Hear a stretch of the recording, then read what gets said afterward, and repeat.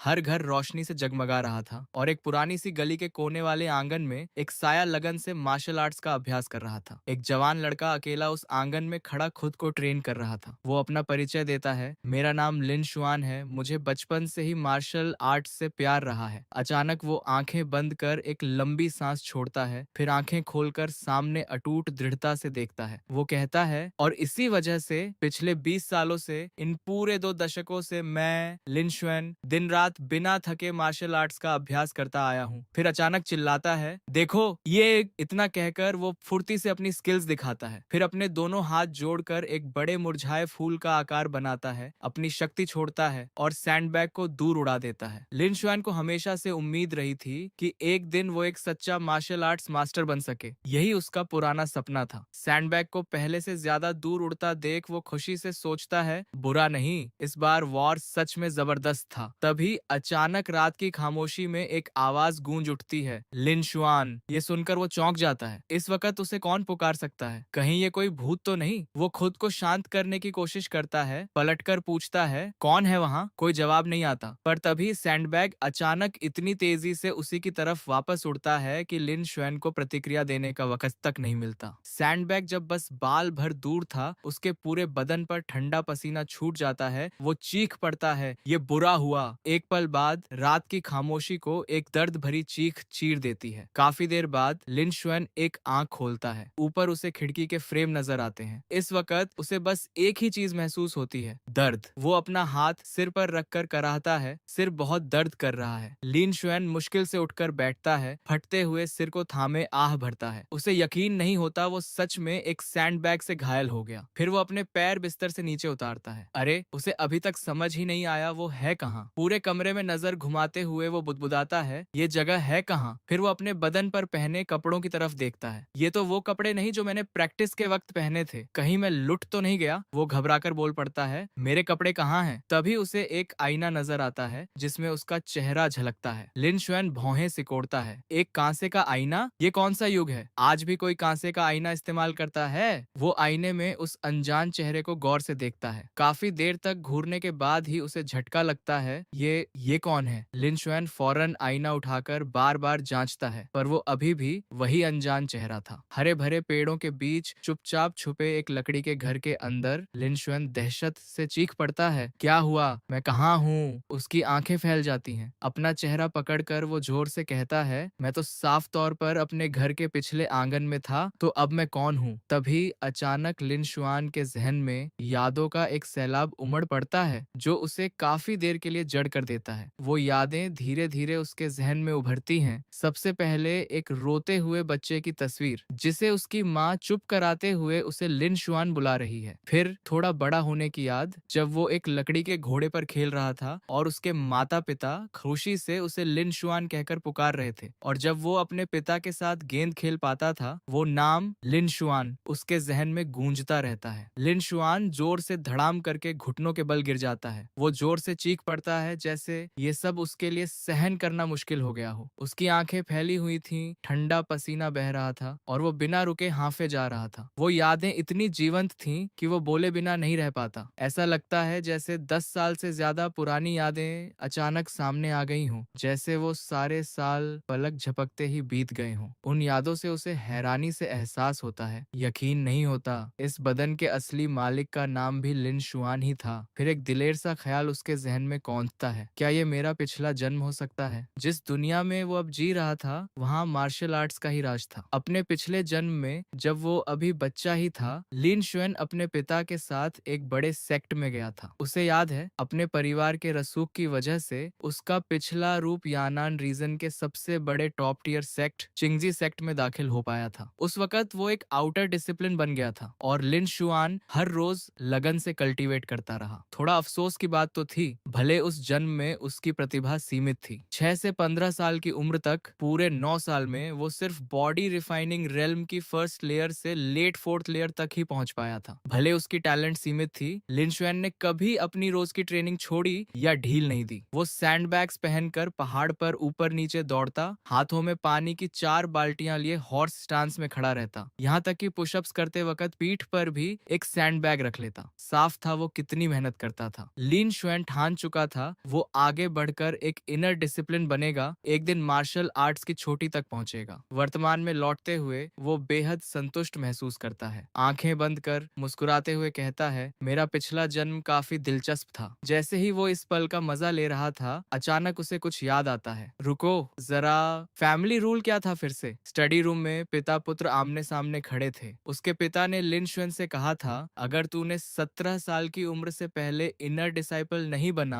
तो तुझे परिवार में वापस लौटकर फैमिली बिजनेस संभालना होगा। लिन शुएन के पास मानने के अलावा कोई चारा नहीं था। जी पिताजी, अचानक वो चिल्लाता है, ये तो नहीं हो सकता। उसकी आंखें खाली सी हो जाती हैं, सामने घूरता रहता है, खुद से बुदबुदाते हुए कहता है, यानी मेरे पास इनर डिसिप्लिन बनने के लिए बस 1 साल बचा है। धत तेरी, क्या मैं ये कर भी पाऊंगा? लिन शुआन अपना सिर खुजाते हुए कमरे में इधर उधर टहलने लगता है। वो बुरी तरह चिंतित था, पर उसका दिमाग पूरी तरह अस्त व्यस्त था। उसे एक भी हल नहीं सूझता। वो बुदबुदाता रहता है, अब मुझे करना क्या चाहिए? आखिर उसे जवाब दे भी कौन सकता है? फिर वो आंखें बंद कर बीता वक्त याद करता है। जिन्नान मूल मालिक की यादों में उसका पूर्ववर्ती लिंगवू सिटी के 3 बड़े कुलों में से एक झाओ परिवार से था। भले उसकी काबिलियत औसत थी, उसके पिता ने पारिवारिक रसूख से उसे तियानजी सेक्ट में दाखिला दिलवाया था। कुल के बाकी बेहतरीन युवा भी यिन और आसपास के क्षेत्रों के बड़े सेक्ट में दाखिल हो चुके थे। उनमें सबसे प्रतिभाशाली थे जाओ श्योंग और जाओ शुए, जिन्हें यिन क्षेत्र के चुन यांग सेक्ट और अज्योर ड्रैगन वैली में भेजा गया था। जब आधे साल पहले पूर्वजों की रस्मों में उनसे मुलाकात हुई थी, तब वो दोनों पहले ही बॉडी रिफाइनिंग रेल्म की अर्ली 8th लेयर तक पहुंच चुके थे, लिन शुएन से कई गुना ज्यादा मजबूत। एक था जाओ श्योंग, मजबूत और मांसल। दूसरी थी जाओ शुए, जिसके हथियार नेजा की लेजेंड जैसी एक जोड़ी रिंग्स थे। तियानजी सेक्ट में अनगिनत डिसाइपल्स थे। किसी आउटर डिसाइपल के इनर डिसाइपल बनने के लिए 20 साल की उम्र से पहले तियनजियांग रेल्म पाने के अलावा बस एक और रास्ता था, तियन लुओ माउंटेन के सीक्रेट रेल्म में दाखिल होना। अगर सफल रहे तो इनर सेक्ट में प्रमोट हो जाते, नाकाम रहे तो अगली बार Teeyan Luo mountain secret realm खुलने का इंतजार करना पड़ता। पर Teeyan Luo mountain secret realm कोई ऐसी जगह नहीं थी जहां जब चाहो चले जाओ। 16 साल से कम उम्र के आउटर डिसाइपल्स को एक मौके के लिए 500 कंट्रीब्यूशन पॉइंट्स चुकाने पड़ते। 16 से ऊपर वालों को 1000 पॉइंट्स चाहिए होते। 17 साल के बाद हर अगले साल के साथ इसमें 500 पॉइंट्स और जुड़ जाते। लिन शुआन एक कुर्सी पर बैठ जाता है, दिमाग उलझा हुआ। सोचता है, पर मेरा पूर्ववर्ती 1.5 साल पहले ही तियानजी सेक्ट में शामिल हुआ था और हर रोज कल्टीवेशन के अलावा वो लगातार ज्यादा कंट्रीब्यूशन पॉइंट्स कमाने की कोशिश में लगा रहता था। उसे वो वक्त याद आता है जब वो एक गुफा में जा घुसा था। वो हिसाब लगाता है, अब तक मैंने बस 133 पॉइंट्स इकट्ठे किए हैं। 500 पॉइंट्स चाहिए सीक्रेट रियलम में दाखिल होने का एक मौका पाने के लिए। मेरे पास 133 पॉइंट्स हैं, कम से कम 500 कंट्रीब्यूशन पॉइंट्स चाहिए ही होंगे। मुझे अभी भी 367 और चाहिए। लिन शुएन मेज पर पड़ी एसेंस नरिशिंग लिक्विड की बोतल की तरफ देखकर आह भरता है, और इन्हीं पॉइंट्स की वजह से उसका सिर तक फूट गया था। ये सब इसी एसेंस नरिशिंग लिक्विड की एक बोतल की वजह से हुआ था। एसेंस नरिशिंग लिक्विड किसी की नींव मजबूत करती और इंटरनल कल्चरेशन को थोड़ा बेहतर बनाती थी। ट्रेनिंग के लिए ये एक जरूरी मेडिसिन थी। 3 दिन पहले लिन शुएन को वो 2 बोतलें मिली थी जो सेक्टी हर महीने आउटर डिसाइपल्स को बांटता था। उन्हें लेने के लिए लाइन में लगते हुए वो काफी उत्साहित था, पर तभी उसका सामना कुछ डिसाइपल्स से हो गया जो अपनी ताकत के दम पर कमजोरों को धमकाते थे। उन्होंने लिन शुएन से उसकी एसेंस नरिशिंग लिक्विड मांग ली। खुल्लम खुल्ला दिन दहाड़े लूट। ये याद करते ही उसके अंदर गुस्सा भड़क उठता है। लिन शुएन की उम्र लगभग 16 थी। अगर इस साल 500 कंट्रीब्यूशन पॉइंट्स नहीं जुटा पाया तो अगले साल उसे टियनलुओ माउंटेन सीक्रेट रेल्म में दाखिले के मौके के लिए 1000 पॉइंट्स चाहिए होंगे। लिन शुएन ने वो लिक्विड देने से मना कर दिया तो झगड़ा शुरू हो गया। फिर वो सब मिलकर लाठियों से लैस होकर उस पर टूट पड़े और उसकी पिटाई कर दी। लिन शुआन की ताकत पहले से ही आउटर डिसिपल्स में सबसे कम थी, ऊपर से सामने वाला पक्ष तादाद में भी ज्यादा था। शुक्र है वो आखिरकार बच निकलने में कामयाब रहा, पर बुरी तरह जख्मी हो गया था। 3 दिन बाद उसके बाहरी घाव भर चुके थे। बस उस डंडे से सिर पर लगी चोट अभी भी उसे धुंधला सा और चक्करदार महसूस करा रही थी, इसीलिए वो पिछले कई दिनों से बिस्तर पर पड़ा हुआ था। आखिरकार किसी अनजान वजह से आधुनिक दौर का लिन शुएन यहाँ ट्रांसमाइग्रेट होकर इस बदन में आ बसा। लिन शुएन हल्के से मुस्कुराता है, अपने माथे से बैंडेज हटाता है और कहता है, किसे पता था। फिर वो जमीन पर उतरकर खुद से कहता है, मेरे पिछले जन्म का स्वभाव भी काफी हद तक मेरे जैसा ही था। वो भी बड़े दृढ़ निश्चयी इंसान थे, शायद थोड़े जिद्दी भी। लिन शुएन दोनों मुट्ठियां भींचकर अपने संकल्प के साथ चिल्लाता है, पर फिक्र मत करो, मैं जरूर इसका बदला लूंगा तुम्हारे लिए। फिर वो ध्यान से अपने जहन में मौजूद सारी जानकारी व्यवस्थित करता है। लिन शुएन का पिछला जन्म भले टैलेंट में कमजोर था, पर वो मार्शल पाथ का दीवाना था। चिंगजी सेक्ट में दाखिल होने के बाद उसने पूरे दिल से कठिन कल्टीवेशन में खुद को झोंक दिया था, इनर डिसाइपल बनकर और मजबूत मार्शल आर्ट्स हासिल करना चाहता था। आधुनिक दौर का लिन शुएन इंटरनल मार्शल आर्ट्स का माहिर था। वो भी उतनी ही दीवानगी से मार्शल स्टडी में डूबा रहता था। हमेशा एक ब्रेक थ्रू चाहता था, पर मौका कभी नहीं मिला। अब जब वो एक मार्शल आर्ट्स की दुनिया में आ पहुंचा था, लिन शुएन उत्साहित क्यों ना होता। सिर्फ यही वो अपनी असली काबिलियत दिखा सकता था। चट्टान पर खड़े होकर उस अनंत नीले आसमान को निहारते हुए मार्शल ट्रेनिंग के लिए उसकी तड़प भी उतनी ही ऊंची उठ रही थी। लिन शुएन एक ऊंचे, बिल्कुल साफ झरने के नीचे एक चट्टान पर पालथी मारकर बैठकर कल्टीवेट करना शुरू करता है। वो आंखें बंद कर पूरी तरह अपनी ट्रेनिंग में डूब जाता है, इतना फोकस्ड कि आसपास कुछ भी हो उस पर कोई असर नहीं पड़ता। वो खुद से सोचता है, लगता है सबसे जरूरी काम है जल्द से जल्द 500 कंट्रीब्यूशन पॉइंट्स जुटाना। उसे अभी भी याद था अपने पिछले जन्म में आधा साल गंवाकर भी वो 150 कंट्रीब्यूशन पॉइंट्स तक नहीं बचा पाया था। ये तो सिर्फ अपनी जान जोखिम में डालकर माउलिन माउंटेन रेंज में घुसकर डिमोनिक बीस्ट का शिकार करके ही वो धीरे धीरे इकट्ठे कर पाया था। क्या सिरदर्द है, लिन शुएन हिसाब लगाता है। अगर मुझे जल्दी पर्याप्त कंट्रीब्यूशन पॉइंट्स चाहिए तो सेक्ट मिशंस लेने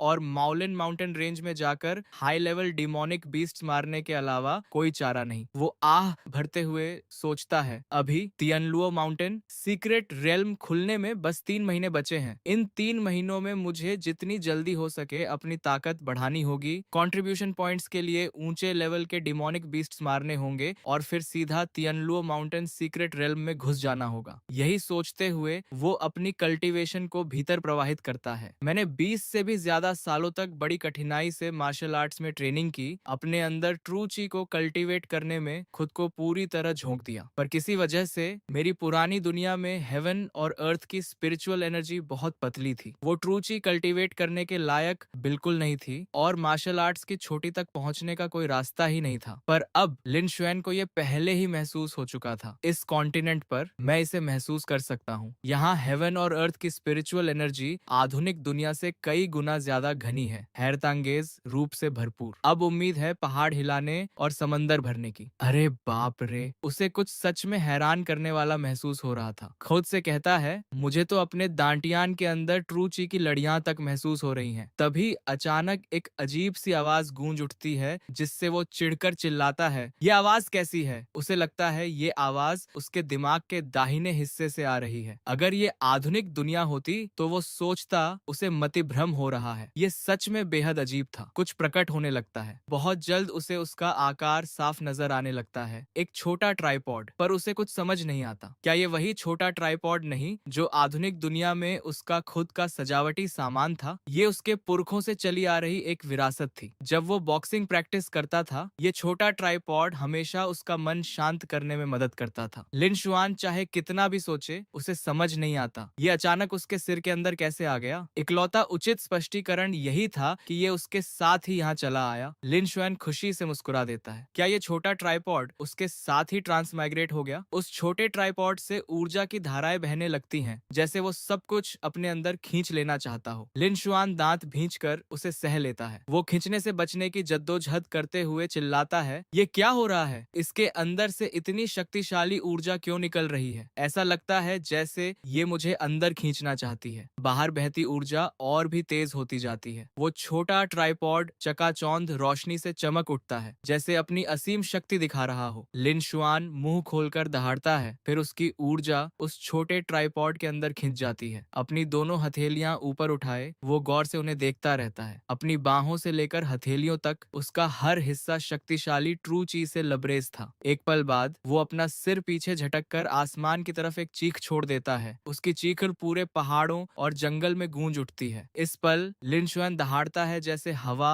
और तेज होती जाती है, पत्तियों को हवा में उड़ा देती है। कहा जा सकता है ये नजारा अजीब तरह से काव्यात्मक था। उसकी ऊर्जा तो आसमान की ऊंचाइयों तक फैल जाती है, जैसे गर्म झरनों से उठती भाप। काफी देर तक चिल्लाने के बाद लिन शुआन अपने हाथों के सहारे खुद को संभालते हुए जोर से हाँफता है। उसके चेहरे पर ठंडा पसीना छाया था, पसीना बारिश की तरह बह रहा था। उसका मुंह लगातार सांस के लिए हाँफ रहा था, जैसे वो बुरी तरह थक चुका हो। पर फिर अचानक वो अपनी आंखें चौड़ी करके खोल देता है। उसकी आंखें जबरदस्त चमक से जगमगा उठती हैं, थकान का नामो निशान तक नहीं। फिर वो अपनी तलवार उठाकर बिजली की रफ्तार से पहाड़ से नीचे भागता है। लिन शुएन लगन से क्षैतिज और ऊर्ध्व स्वॉर्ड स्ट्राइक्स का अभ्यास करता है, साफ दिखाता है वो मार्शल टेक्निक में कितना माहिर है। फिर वो हवा में हल्के से हिल्ट घुमाकर पकड़ बदलता है, दो उंगलियां पॉमल की रिंग में फंसाकर तलवार को रिवर्स ग्रिप में थामे पीछे की तरफ वार करता है। काफी देर तक वो समझ नहीं पाता आखिर ये फीलिंग है क्या। दिल भरकर अभ्यास करने के बाद वो तलवार जमीन में गाड़ देता है, फिर कंधे जितनी दूरी पर पैर फैलाकर दोनों हाथ मुट्ठी में भींचे खड़ा हो जाता है। जोर से कहता है, मेरा पूरा बदन बहुत आरामदेह महसूस कर रहा है। ऐसा हल्का लग रहा है जैसे मेरा पुनर्जन्म हो गया हो। यहाँ तक कि मेरा दिमाग भी पहले से तेज लग रहा है। उसे महसूस होता है उसकी नजर भी पहले से तेज हो गई है। वो एक तितली के पंखों पर बनी बारीक नसों तक साफ देख सकता था, यहाँ तक कि किसी पक्षी के बदन पर उगे नरम रोए भी। और उसके कान भी अब बेहद तेज हो चुके थे, वो सबसे धीमी आवाजें भी सुन सकता था। 10 मीटर दूर की चीजें भी बड़ी साफी से देख और सुन सकता था। वो खुद से कहता है, पता नहीं ये छोटा ट्राइपॉड किस युग से चला आ रहा है, पर जब से ये मुझे मिला मैं इसे हमेशा अपने पास रखता था, क्योंकि ये मेरी मार्शल ट्रेनिंग में काम आता था। लिन शुएन खुशी से बोल पड़ता है, पर लगता है इस छोटे ट्राइपॉड ने सच में मेरी मदद की है। फिर से तलवार उठाकर वो घमंड भरी मुस्कान के साथ कहता है, बेहतरीन। फिर धीरे से ब्लेड को सहलाते हुए जोर से ऐलान करता है, आज से 3 महीने बाद मैं जरूर तियानलुओ माउंटेन सीक्रेट रेल में दाखिल होऊंगा। मुझे अपनी ताकत बढ़ानी ही होगी। लिन शुआन की यादों में वो एक झरने के पास चट्टान पर खड़ा आंखें बंद किए कल्टीवेट कर रहा था। इस दुनिया में मार्शल रियलम्स की शुरुआत बॉडी रिफाइनिंग से होती है, जो 9 लेयर्स में बांटा है। पहली लेयर स्किन रिफाइनिंग त्वचा को मजबूत करती है, दूसरी फ्लैश रिफाइनिंग मांस को, तीसरी टेंडन रिफाइनिंग मांसपेशियों और स्नायुओं को, चौथी बोन रिफाइनिंग हड्डियों को, पांचवी मैरो रिफाइनिंग मज्जा को, छठी ब्लड रिफाइनिंग खून को, सातवीं ऑर्गन रिफाइनिंग आंतरिक अंगों को, आठवीं एसेंस रिफाइनिंग अपने वाइटल एसेंस को, नौवीं है ची रिफाइनिंग। बॉडी रिफाइनिंग रियलम के बाद आता है तियांगंग रियलम, जो 10 लेयर्स में बांटा है। वो आंखें बंद कर सोचता है, पिछले जन्म में चिंगजी सेक्ट में शामिल होने के बाद मैंने पूरी तरह 7 स्टार चेन सोर्ड की प्रैक्टिस पर ध्यान लगाया था। पहली से छठी फॉर्म तक सीखी थी, पर आखिर में मैं पहली फॉर्म को भी सही से कभी मास्टर नहीं कर पाया था। लिन शुएन खुद को तलवार थामे पूर्ण सटीकता से सोर्ड मूवमेंट्स करते हुए सोचता है, 7 स्टार चेन सोर्ड की 7 फॉर्म्स हैं। अगर सारी 60 फॉर्म्स एक साथ छोड़ी जाएं, बिना रुके अनगिनत बार जुड़ती चली जाएं, तो ग्रेट परफेक्शन तक कल्टीवेट करने के बाद वो कई मीटर लंबी जबरदस्त शक्ति वाली सोर्ड खींच छोड़ सकती हैं। उसे अभी भी याद है, अपनी यादों में एक डिसाइपल था जिसने 7 स्टार चेन सोर्ड के दम पर बेमिसाल शक्तिशाली सोर्ड खींच छोड़कर अपने से 2 पूरे माइनर रेल्म्स ऊपर के दुश्मन को हरा दिया था। पिछले जन्म में तियांजी सेक्ट में शामिल होने के बाद वो हमेशा 7 स्टार चेन सोर्ड का अभ्यास करता रहा, क्योंकि वो तियानलुओ माउंटेन सीक्रेट रेल में दाखिल होने से पहले इसे इसकी पूरी हद तक कल्टीवेट करना चाहता था। पर तियानलुओ माउंटेन से सीक्रेट रेल में दाखिल होने की चाहत रखने वाले ज्यादातर लोग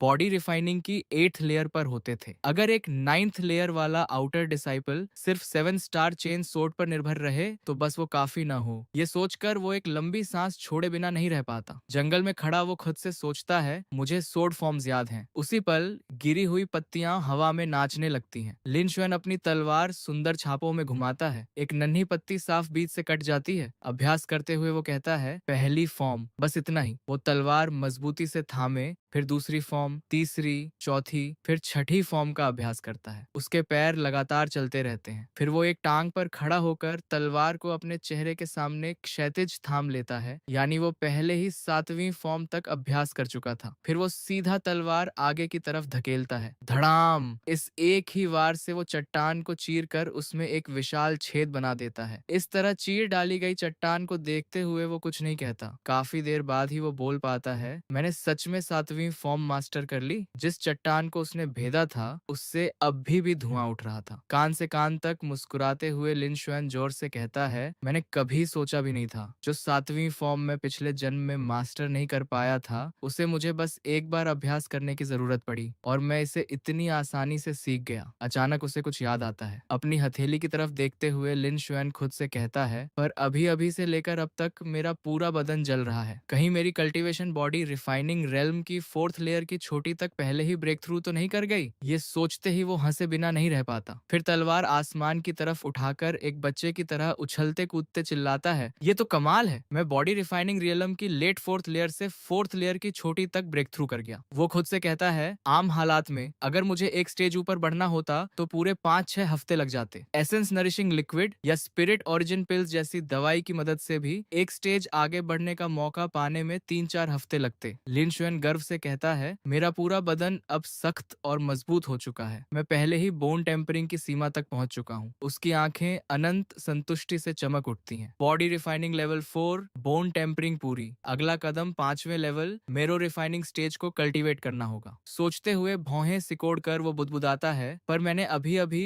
ब्रेक थ्रू किया है। मुझे बहुत ज्यादा तीव्रता से कल्टीवेट नहीं करना चाहिए, वरना इससे मेरे बदन को फायदा तो नहीं नुकसान भी हो सकता है। तलवार के अभ्यास में इतना डूबा हुआ था कि उसे पता ही नहीं चला उसका पेट कब से भूख से गुड़गुड़ा रहा था। खुद से कहता है, मैंने पूरी सुबह ट्रेनिंग में घुमवा दी और खाना खाना भूल गया। पहले कुछ खा लेता हूँ। उसके पास बस कुछ नाशपाती और सेब ही थे। ठीक है, हल्का भोजन सेहत के लिए अच्छा होता है। खाना तैयार करके वो एक चट्टान पर लेट जाता है, आराम करते हुए किसी आलसी बिल्ली की तरह खाना खाता है। आराम करते हुए भी वो पहले से ही सोच रहा था आगे क्या करना है। वो अपने अगले कदम पर विचार करता है, आगे क्या करूं। अनायास ही जो 7 स्टार चेन सोर्ड उसने अभी अभी अभ्यास की थी वो एक 100 जीन्स वाली चट्टान तोड़ने जितनी शक्तिशाली निकली। उस चट्टान को चीर डालने की याद करते हुए लिन शुएन की नजरों में और भी दृढ़ता उभर आती है। वो खुद से कहता है, भले अभी मैं ट्रूची कल्टीवेट नहीं कर सकता, फिर भी मैं मार्शल स्किल्स ट्रेन कर सकता हूँ। वो फौरन उठकर बैठ जाता है, कहता है, अगर मुझे सही याद है तो टियानजी सेक्ट के आउटर सेक्ट में एक लाइब्रेरी पेविलियन है। वहाँ ढेरों शक्तिशाली मार्शल स्किल्स मौजूद हैं। तुरंत ही लिन शुएन उत्साह से भर जाता है। दृढ़ता से कहता है, वहाँ जरूर ढेरों टॉप टियर मार्शल मैनुअल्स होंगे। वो अपनी तलवार उठाकर फौरन फैसला करता है, ठीक है, जरूरी काम टाले नहीं जा सकते। मैं अभी जाकर देखता हूँ, शायद मुझे कुछ मिल जाए। दौड़ते हुए लिन शुएन जोर से चिल्लाता है, लाइब्रेरी पेविलियन में आ रहा हूँ। उसी वक्त एक पहाड़ की चोटी पर हल्के बादल धीरे धीरे बहते हुए मानो किसी रहस्यमयी भूमि पर तैर रहे थे। हरे भरे पेड़ों से ढका पूरा इलाका और पहाड़ के बीचों बीच एक भव्य इमारत खड़ी थी। यही थी वो लाइब्रेरी पेविलियन, बिल्कुल जैसा लिन शुआन ने कहा था। हरी भरी पहाड़ी के बीच बसी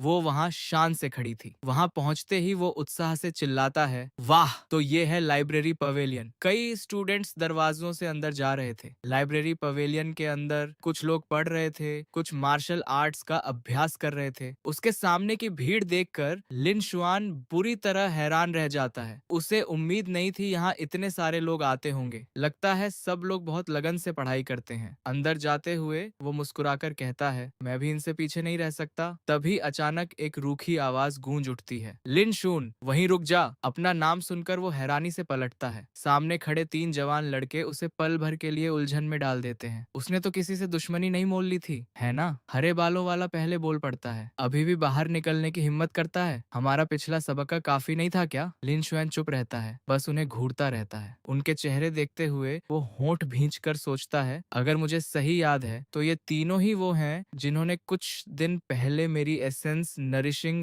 लिक्विड चुराई थी और पुराने मुझे घायल किया था। वो उन्हें पहचान लेता है। बीच वाला था ली शुआन और बाकी 2 आउटर डिसिपल्स थे जो उसके पीछे पीछे घूमते थे। वो सोचता है, ली शुआन के पीछे एक इनर डिसाइपल बड़ा भाई है जिसका उसे सहारा है। वो अक्सर बेबस आउटर डिसाइपल्स से एसेंस नरिशिंग लिक्विड लूटता है। जो मना करता है उसकी पिटाई होती है और उसे दोगुना मुआवजा देने पर मजबूर किया जाता है। लिन शुएन अंदाजा लगाता है ली चुआन आज फिर मुआवजा मांगने आया है। लिन शुएन को पहले से अलग देखकर ली चुआन चौंके बिना नहीं रह पाता। वो मन ही मन सोचता है, इस लौंडे का उसका ऑरा यकीन नहीं होता ये ब्रेक थ्रू कर गया, पर जुबान पर वो कुछ और ही कहता है, अंदर ही अंदर बुरी तरह हैरान। पीछे खड़े दोनों भी घबराकर बोल पड़ते हैं, ये कैसे मुमकिन है? 3 दिन पहले ये लौंडा साफ तौर पर बस बॉडी रिफाइनिंग लेवल 4 के लेट स्टेज पर था, आज ये पहले ही 4th लेयर की चोटी पे कैसे पहुंच गया? लिचुआन लिन शुआन की इतनी तेज तरक्की से जल उठता है। दांत पीसते हुए वो ताना मारता है,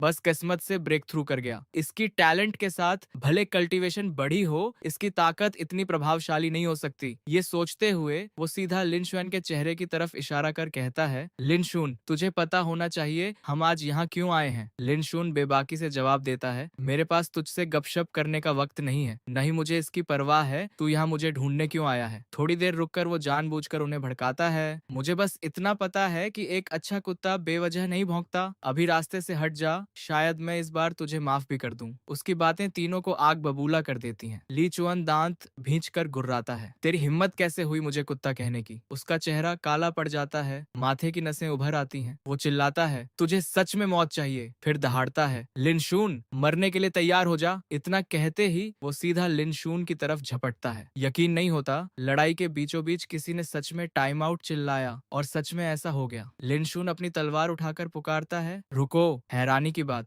ली चुआन सच में एक बेवकूफ की तरह रुक जाता है। उसे खुद समझ नहीं आता वो क्यों रुका। किसे पता उसके दिमाग में क्या चल रहा था। उसे तो यहाँ तक लगा शायद लिनशून माफी मांगना चाहता है। ये तो हास्यास्पद था। उसी पल ली चुआन जोर से हंसकर कहता है, तो तूने आखिर अपनी गलती मानना सीख लिया? लिनशून गंभीरता से जवाब देता है, नहीं तू गलत समझा, मैं बस लाइब्रेरी पैवेलियन के सामने लोगों से लड़ना नहीं चाहता, ये बहुत बेइज्जती वाली बात होगी। ली शाओ शांति से पलटवार करता है, लड़ाई? ये कोई लड़ाई नहीं है, तेरी कल्टीवेशन अभी अभी ब्रेक थ्रू हुई है, तो मैं बस तेरे साथ थोड़ा मुकाबला करने आया। उसके पीछे खड़े दोनों भी हंसते हुए साथ देते हैं, बिल्कुल सही, शुआन भाई तो बस तेरे साथ कुछ नुस्खे बांटने आए हैं, इतना घबराने की जरूरत नहीं। ली शुआन भरोसे से 3 उंगलियां उठाकर जोर से उसे चुनौती देता है, अगर तू मेरे 3 वार झेल सके तो आगे कभी तुझे तंग नहीं करूंगा। अगर नहीं झेल पाया, वो रुककर आगे कहता है, तो घुटनों के बल गिरकर माफी मांगेगा, मुझे लॉर्ड शुआन कहेगा। फिर सीधा लिन शून के चेहरे की तरफ इशारा करके वो एक और शर्त जोड़ता है, अगर अब से तू आज्ञाकारी होकर अपनी एसेंस नरिशिंग लिक्विड मुझे सौंप देगा, एक नहीं बल्कि 2 बोतलें। लिन शून आंखें सिकोड़कर उसे देखता है और सोचता है, ये आदमी सच में हद से ज्यादा दादागिरी कर रहा है। पर पुराना लिन शून भी पीछे नहीं हटा था, आज वाला तो बिल्कुल भी नहीं। ये सोचते हुए वो एक ठंडी हंसी छोड़ता है, फिर तलवार उठाकर जोर से ऐलान करता है, सेक्ट मुझे जो मेडिसिनल रिसोर्सेज देता है वो शुरू से ही मेरे हैं, तू है कौन और मैं तुझे क्यों दूं?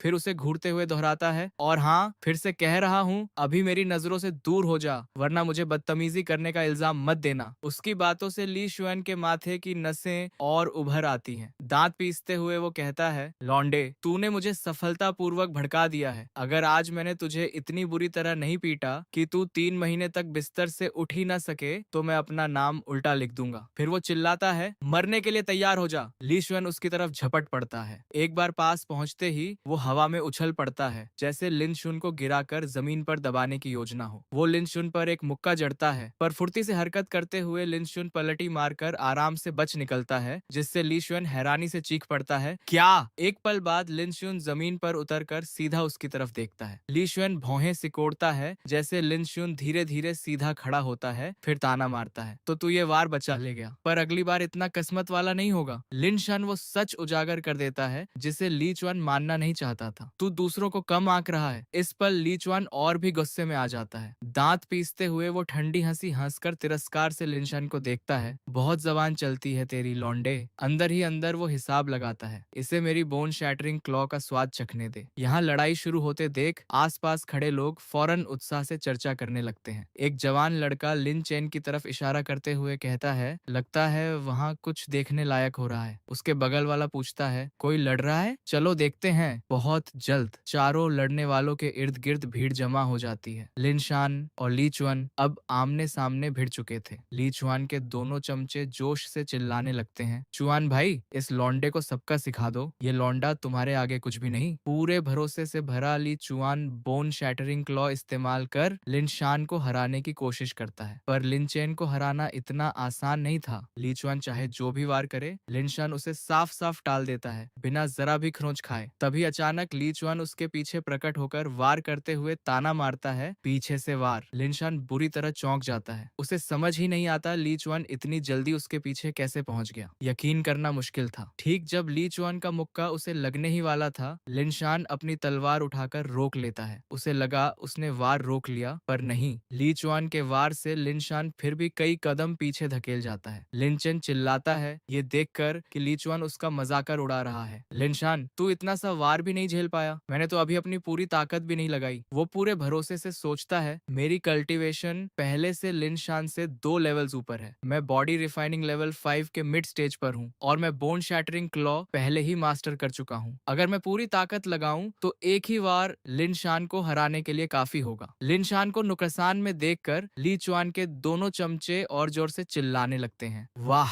ये तो चुआन भाई की mid rank yellow grade martial skill है। ये लौंडा तो खत्म हो गया। ली चुआन फिर से आगे झपटकर हमला करता है। मुंह पूरा खोलकर वो चिल्लाता है, मेरी बोन शैटरिंग क्लॉ ले। उसकी हथेली बैंगनी रोशनी से चमकने लगती है। फिर वो दहाड़ता है, मर जा। उसी पल लिन शून का दिमाग पूरी तरह स्थिर बना रहता है। वो शांति से अपनी तलवार उठाता है। कुछ अप्रत्याशित होता है जिससे ली चुआन अंदर ही अंदर घबरा जाता है। कुछ गड़बड़ है। अचानक कुछ अजीब सा लग रहा है। तभी वो गौर से देखता है, लिनशुन की तलवार पहले ही म्यान से निकल चुकी थी। ली चुआन हैरानी से चीख पड़ता है, लिनशुन, ये लौंडा! सामने चमकती हुई तलवार देखकर उसे समझ ही नहीं आता कब लिनशुन ने इसे निकाला। अगले ही पल लिनशुन अपनी नजरें उठाकर उसकी तरफ देखता है और एक भयानक मुस्कान बिखेर देता है। फिर एक सोर्ड स्ट्राइक सीधा उसकी तरफ बढ़ता है, हवा में रोशनी की एक लकीर छोड़ते हुए। ली चुआन आगे झपटता है, अपने नंगे हाथ भींचे, इतना जोरदार जैसे लिनशुन को पूरा निगल जाना चाहता हो। लिनशुन अपनी तलवार निकालता है, चूंकि तू मुसीबत ढूंढते हुए आया है तो मैं भी पीछे नहीं हटूंगा। ये एक अच्छा मौका है तुझे सोर्ड प्रैक्टिस के लिए इस्तेमाल करने का। लिनशुन बस सही पल का इंतजार कर रहा था। फिर वो अपनी पूरी ताकत इकट्ठी कर बिजली की रफ्तार से वार करता है। ये वार इतना तेज था कि इससे पहले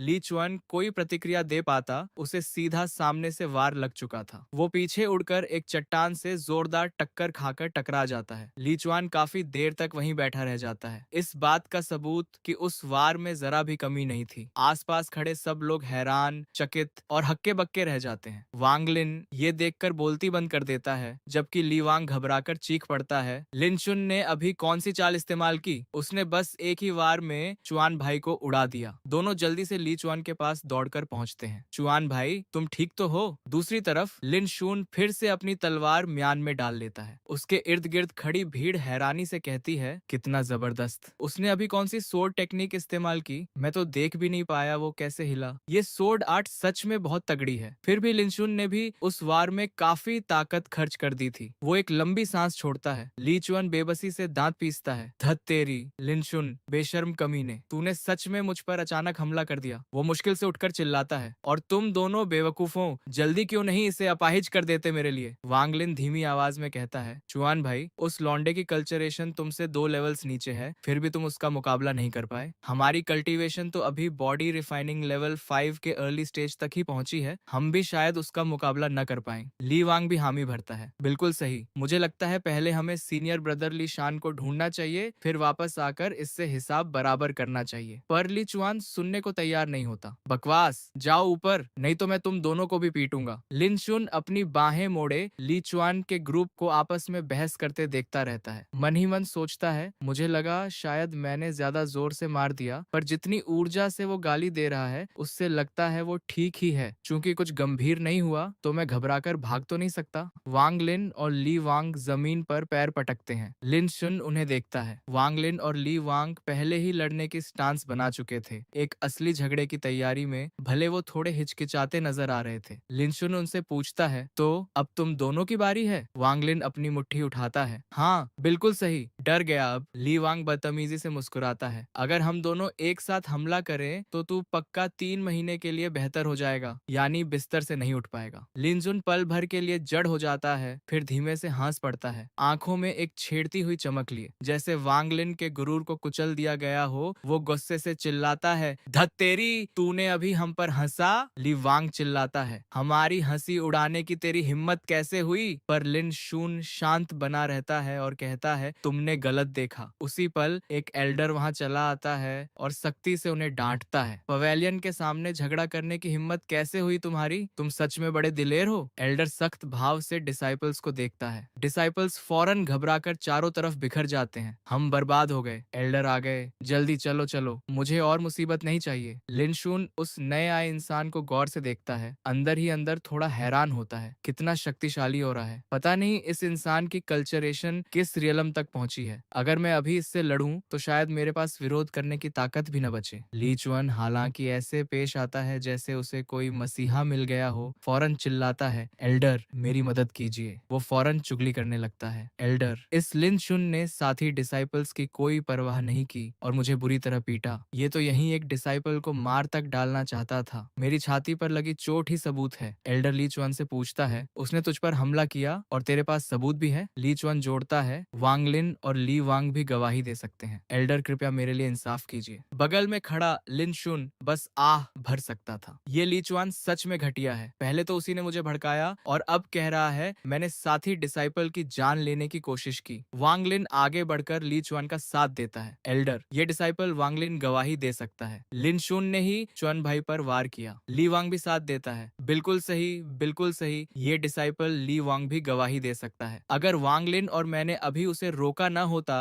तो चुआन भाई को लिन शुन यहीं पीट पीट कर मार डालता। एल्डर का चेहरा गंभीर हो जाता है। क्या ये सच में ऐसा ही हुआ? ली चुअन का ग्रुप फौरन हामी भरता है। जी हाँ, बिल्कुल सच है। लिन शुन तिरस्कार भरी ठंडी हंसी हंसता है। इनकी एक्टिंग इतनी घटिया है, जरूर एल्डर इसे गंभीरता से नहीं लेंगे। एल्डर कहता है, चिंगजी सेक्ट के सेक्ट रूल्स बड़े साफ शब्दों में लिखे हैं, डिसाइपल्स एक दूसरे को मार नहीं सकते, फिर भी कुछ डिसाइपल्स जानबूझकर नियम तोड़ते हैं। एल्डर की आवाज में 1000 टन का वजन था। कितनी बेबाकी! लिन शुन इससे चौंक जाता है। कितना दबदबा है इसका। ली चुअन को लगता है लिन शुन को सेक्ट से निकाले जाने का इंतजार बस करना ही है। एल्डर के सामने लिन शुन आदर से कहता है, एल्डर को रिपोर्ट कर रहा हूँ। एल्डर चुपचाप उसकी बात सुनता रहता है। ये मामला ली चुअन और उन दोनों के मुसीबत खड़ी करने से शुरू हुआ। ली चुअन ने भी पहले हमला किया। इस डिसाइपल ने बस अपनी रक्षा की। जरा भी डरे बिना लिन शुन साफ शब्दों में समझाता जाता है, मैंने ली चुआन को घायल इसलिए किया क्योंकि मैंने अभी अभी 7 स्टार चेन सोर्ड सीखी थी और अभी तक पूरी तरह अपनी ताकत पर काबू नहीं पाया था। वार करते वक्त अनजाने में उसे चोट लग गई। उसकी बात पूरी होते ही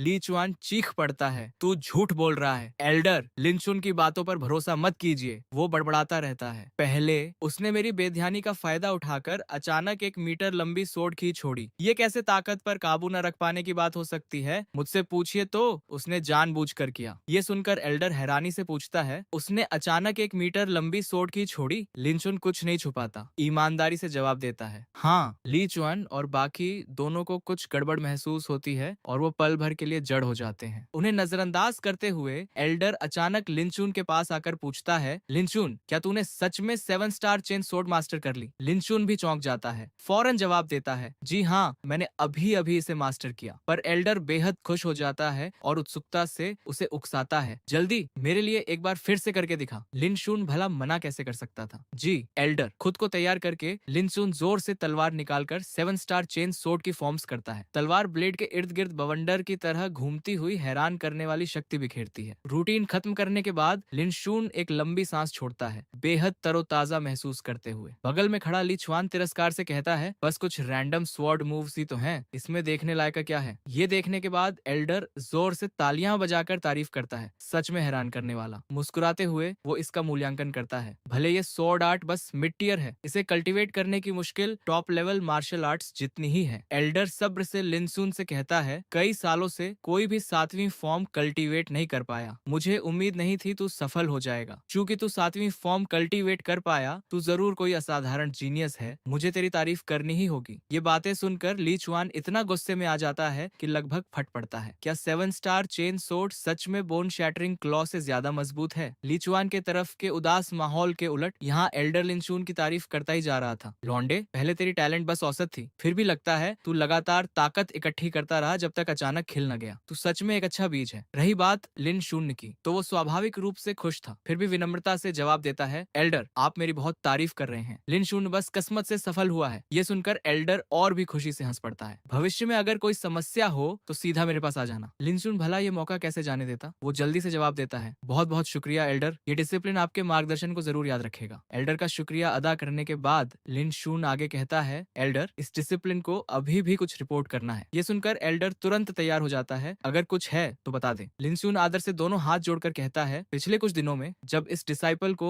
एसेंस नरिशिंग लिक्विड बांटने का हुक्म मिला, मैंने उससे बड़ी विनम्रता से बात की, पर वापसी के रास्ते में ली चुआन ने मुझे फंसाकर मेरी एसेंस नरिशिंग लिक्विड छीन ली। मैं शुरू में इसे जाने देना चाहता था, पर उन्होंने हद पार कर दी, मुझे फंसाया और मुझे कोने में धकेल दिया। मैं एल्डर से इंसाफ की गुहार लगाता हूँ। लिचुआन स्वाभाविक रूप से इसे जाने नहीं देना चाहता और फौरन पलटवार करता है, तू बकवास कर रहा है एल्डर, इस लिंचुन की बातों पर यकीन मत कीजिए। इस पर एल्डर गुस्से में चिल्लाता है, अभी चुप हो जा। सिर्फ लिचुआन ही नहीं, ली वांग और वांगलिन भी चौंक जाते हैं। एल्डर सख्ती से लिचुआन से पूछता है, लिचुआन तू ये कब तक छुपाता रहेगा? तुम तीनों ने न सिर्फ किसी पर हमला किया बल्कि एक साथी डिसाइपल को फंसाया भी। वो सीधा उन्हें सजा सुनाता है। सेक्ट रूल्स के मुताबिक उन्हें पनिशमेंट हॉल भेजकर ब्लैक आयरन रॉड के 100 वार दिए जाने थे। ये सुनते ही ली चुआन और बाकी दोनों बुरी तरह डर जाते हैं। उनके चेहरों पर ठंडा पसीना बह निकलता है। वो हकलाते हुए कहते हैं जैसे उन्होंने गलत सुना हो, ब्लैक आयरन रॉड से सजा। तभी उन्हें समझ आता है मामला कितना गंभीर है। वो फौरन घुटनों के बल गिरकर माथा टेक कर कहते हैं, एल्डर, इस डिसाइपल को अपनी गलती का एहसास है, कृपया दया कीजिए और इस डिसाइपल को एक और मौका दीजिए। ये झूठी सी लगती गुहार सुनकर एल्डर को उन पर जरा भी यकीन नहीं होता। वो सख्त नजरों से उन्हें घूरता है। लिचुआन माथा टेकता रहता है, डर से दांत पीसते हुए, पर आखिर में एल्डर का दिल थोड़ा नरम पड़ जाता है। वो कहता है, फिर भी चूंकि ये तुम्हारा पहला अपराध है, मैं तुम्हारी सजा बदल देता हूँ। तुम तीनों लिन शून को 300 लो ग्रेड स्पिरिट स्टोन से मुआवजा दोगे, मंजूर है? प्राचीन काल से स्पिरिट स्टोन्स ऐसे पत्थर होते थे जिनमें घनी स्पिरिचुअल एनर्जी भरी होती थी। व्यापार या कल्टीवेशन के लिए इस्तेमाल किए जा सकते थे। Low grade, mid grade, high grade और टॉप ग्रेड में बटे हुए। आमतौर पर टीएनजी सेक्ट के डिसाइपल्स सेक्ट मिशंस पूरे कर स्पिरिट स्टोन्स कमाते थे। 300 लो ग्रेड स्पिरिट स्टोन्स की बात करें तो एक आउटर डिसाइपल को इतना कमाने में कई महीने मिशंस करने पड़ते। स्वाभाविक रूप से लिचुआन इस सज्जा से बुरी तरह दुखी महसूस करता है। 300 स्पिरिट स्टोन्स। रही बात बगल में खड़े लिन शून की, तो कहने की जरूरत ही नहीं। वो बेहद खुश हो जाता है। सोचता है, पिछले जन्म में मैंने इतनी मेहनत करके कंट्रीब्यूशन पॉइंट्स कमाए और बस 15 स्पिरिट स्टोन्स ही मिले, जो मेडिसिनल पिल्स खरीदने के लिए भी काफी नहीं थे। अभी भी मुझे अपनी कल्टीवेशन सुधारने के लिए पिल्स चाहिए। इस बार मुझे सच में फायदा हुआ। एल्डर को लीचुआन के ग्रुप की भावनाओं की कोई परवाह नहीं थी। ठंडे स्वर में पूछता है, क्या ये इनाम और सजा उचित है? क्या तुम इसे स्वीकार करते हो? इससे पहले वो जवाब दे पाते, लिन शुन फौरन कह देता है, बहुत बहुत शुक्रिया एल्डर। इस डिसाइपल को वैसे भी मेडिसिनल पिल्स खरीदने के लिए स्पिरिट स्टोन्स की कमी थी। मुझे कोई आपत्ति नहीं। लीचुआन और बाकी लोग उससे पहले ही मात खा चुके थे। उनके पास कहने के अलावा कोई चारा नहीं बचा। ये डिसिप्लिन सजा स्वीकार करने को तैयार है। थोड़ी देर बाद स्पिरिट स्टोन्स की 3 थैलियां जमीन पर रख दी जाती हैं। साथ में ये शब्द, ये रहे 300 low grade spirit stones. Elder, कृपया इन्हें जांच लीजिए।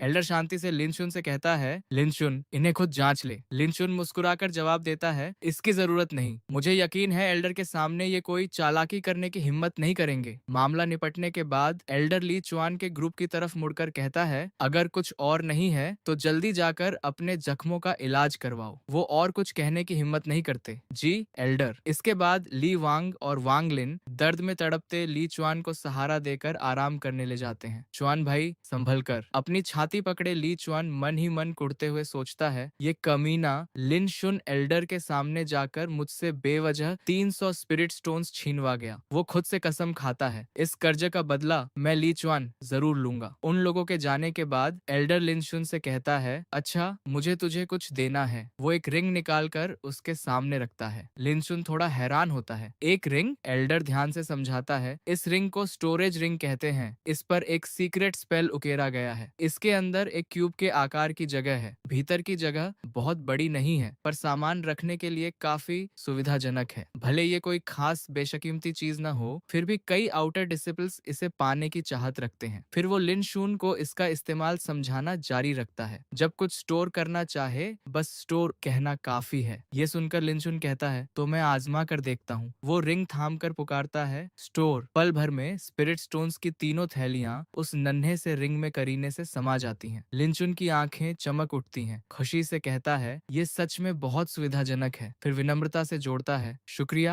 एल्डर। एल्डर भी शांति से जवाब देता है, कोई बात नहीं। दूर 2 लोग बातें करते हुए अचानक पास आते हैं। वांग भाई, जो फेंग वांग यीफान से पूछता है, मैंने सुना है कुछ दिन पहले जब तुमने एक सेक्ट मिशन पूरा किया तो 30 से ज्यादा कंट्रीब्यूशन पॉइंट्स कमाए। वांग यीफान ये सुनकर जोर से हंसते हुए जवाब देता है, बस किस्मत थी, है ना जो भाई। इस साल तुम 16 जगह के हो? तियानलुओ माउंटेन सीक्रेट रेल्म में दाखिले के लिए 1000 कंट्रीब्यूशन पॉइंट्स काफी होने चाहिए, है ना? ये सवाल सुनकर जो फेंग थोड़ा असहज होकर जवाब देता है, अभी बहुत जल्दी है, मैंने बस 500 से कम कंट्रीब्यूशन पॉइंट्स ही इकट्ठे किए हैं। दूसरी तरफ वांग भाई, तुम्हारे पास तो अब तक 1000 कंट्रीब्यूशन पॉइंट्स हो ही जाने चाहिए। वांग भाई की ताकत के साथ तियानलुओ माउंटेन सीक्रेट रेल्म में दाखिल होना कोई मुश्किल बात नहीं। जब वो वक्त आए, मुझे उम्मीद है तुम मुझ जैसे एक छोटे जूनियर का ख्याल रखोगे। वांग यीफान भरोसे से जवाब देता है, ठीक है ठीक है, जब तक मैं इनर सेक्ट में दाखिल होता हूँ मैं जरूर तुम्हारी मदद करूंगा। तभी उन दोनों की नजर एल्डर पर पड़ती है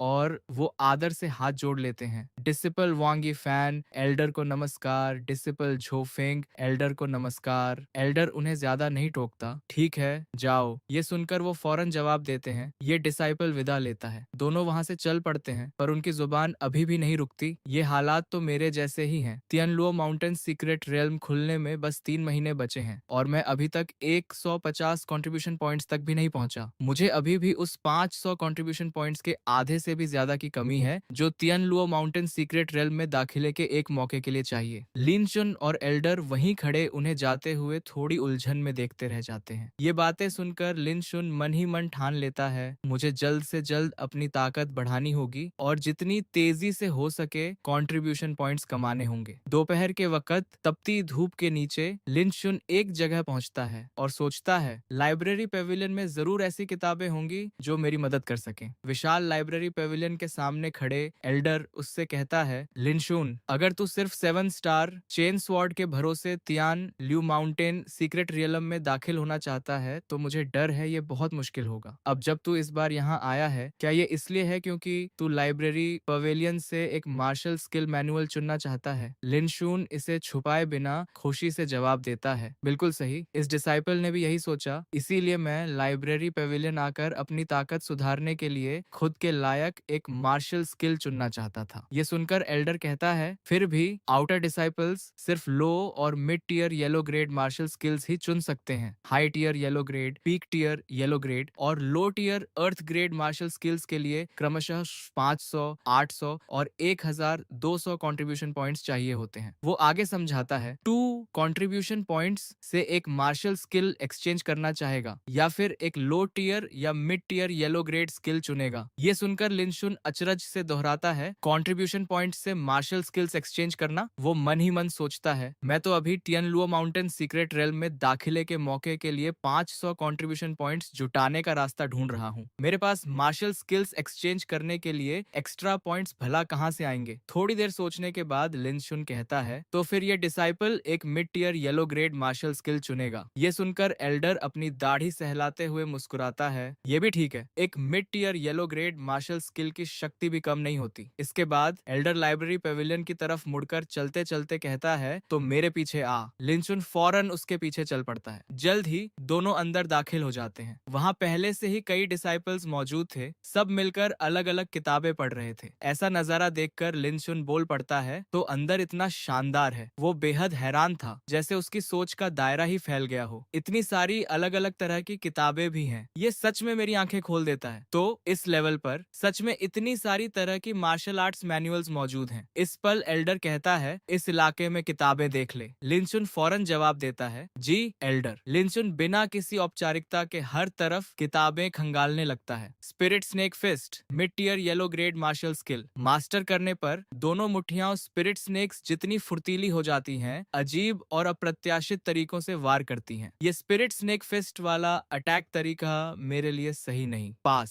स्पिरिट स्नेक फिस्ट मैनुअल थामे लिनचुन को महसूस होता है ये सच में उसके लिए नहीं। आसपास हो रही हर चीज को नजरअंदाज करते हुए वो खड़े से बैठकर खोजबीन जारी रखता है। कैल पाम, mid tier yellow grade martial skill सफलतापूर्वक कल्टीवेट करने पर एक ही पाम स्ट्राइक बेजोड़ ताकत के साथ तपती गर्मी छोड़ सकती है। लिनचुन को लगता है ये मैनुअल कुछ खास ही है। थोड़ी देर खोजने के बाद उसे किताबों का एक बहुत ऊंचा ढेर मिलता है, जिसमें एक थी azure cloud steps, mid tier yellow grade movement technique. Linchun ऊंची जगहों की किताबें खंगालने के लिए एक सीढ़ी पर भी चढ़ जाता है। करीब आधे घंटे बाद थककर चूर वो चारों तरफ बिखरी किताबों के बीच बैठ जाता है। वो उदासी से सोचता है, अब क्या करूं? मैंने बड़ी सावधानी से इन सारी मार्शल स्किल मैनुअल्स को चुना है, इनमें से से कोई भी स्किल अगर सफलतापूर्वक कल्टीवेट हो जाए तो बेहद शक्तिशाली साबित होगी। पर जो समस्या मुझे परेशान कर रही है वो ये है, मैं इन सबको उधार लेना चाहता हूँ, पर एसएक्टी मुझे इतनी सारी किताबें एक साथ उधार लेने की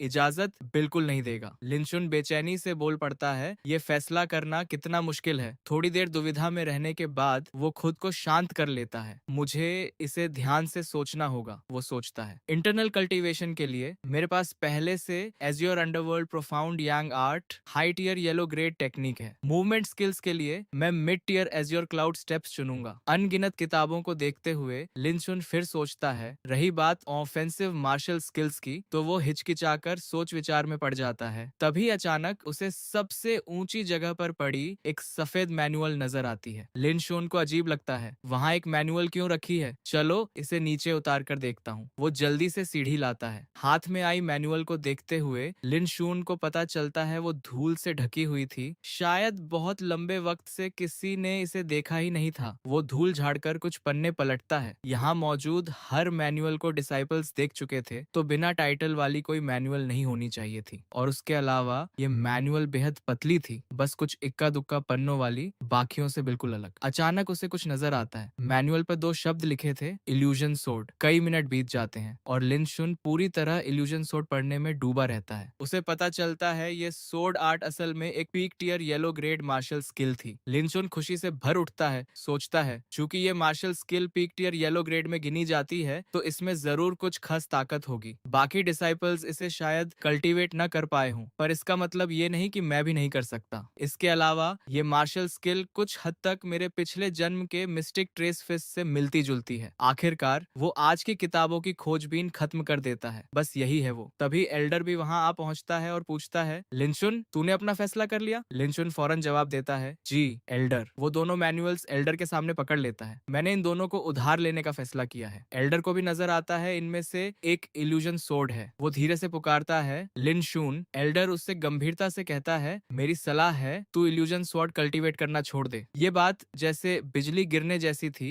लिन शैन सन्न रह जाता है। क्या? क्योंकि हर कोई जानता था इल्यूजन स्वॉर्ड एक peak tier yellow grade martial skill को चिंगजी सेक्ट की स्थापना के वक्त एक एल्डर ने अपनी पूरी जिंदगी की मेहनत से बनाया था। उस एल्डर के गुजरने से पहले उसने एसेक्टी मास्टर से एक विनती की थी। वो चाहता था जो मार्शल स्किल उसने बनाई है वो चिंगजी सेक्ट के सभी डिसाइपल्स के लिए आजादी से उपलब्ध हो, ताकि इनर और आउटर सेक्ट दोनों के डिसाइपल्स इसे कल्टीवेट कर सकें। फिर भी चूंकि इस मार्शल आर्ट्स के अटैक का तरीका अजीब था और इसे कल्टीवेट करना बेहद मुश्किल था, पिछले 1 लाख सालों में बहुत कम डिसाइपल्स ने इसका अभ्यास किया और जिन्होंने इसे कल्टीवेट करना चुना उनमें से भी बहुत कम इसे मास्टर कर पाए। धीरे धीरे इल्यूजन स्वॉर्ड लगभग सबकी यादों से मिट गई। एल्डर कहता है, टू सेक्ट में ज्यादा दिनों से नहीं है, इसीलिए शायद तुझे समझ ना आए। पहले भी कुछ डिसिपल्स थे जिन्होंने इल्यूजन सोर्ड कल्टीवेट की क्योंकि ये एक peak tier yellow grade martial skill थी, पर आखिर में उन्होंने बस अपना वक्त और ऊर्जा बर्बाद की, कुछ हासिल नहीं हुआ। इसके उलट उन्होंने वो वक्त भी गंवा दिया जो वो दूसरी मार्शल स्किल्स कल्टीवेट करने में इस्तेमाल कर सकते थे। ऊपर से सिर्फ इसलिए कि कोई 7 स्टार चेन सोर्ड का अभ्यास कर सकता है, इसका मतलब ये नहीं कि वो इल्यूजन सोर्ड भी मास्टर कर सकता है। लिनशन एल्डर की चेतावनी सुनते हुए सोच में पड़ जाता है। मैं तुझे ये इसलिए बता रहा हूँ ताकि तू जल्द से जल्द इल्यूजन सोर्ड छोड़ दे, ताकि तू उनकी गलती न दोहराए, समझा?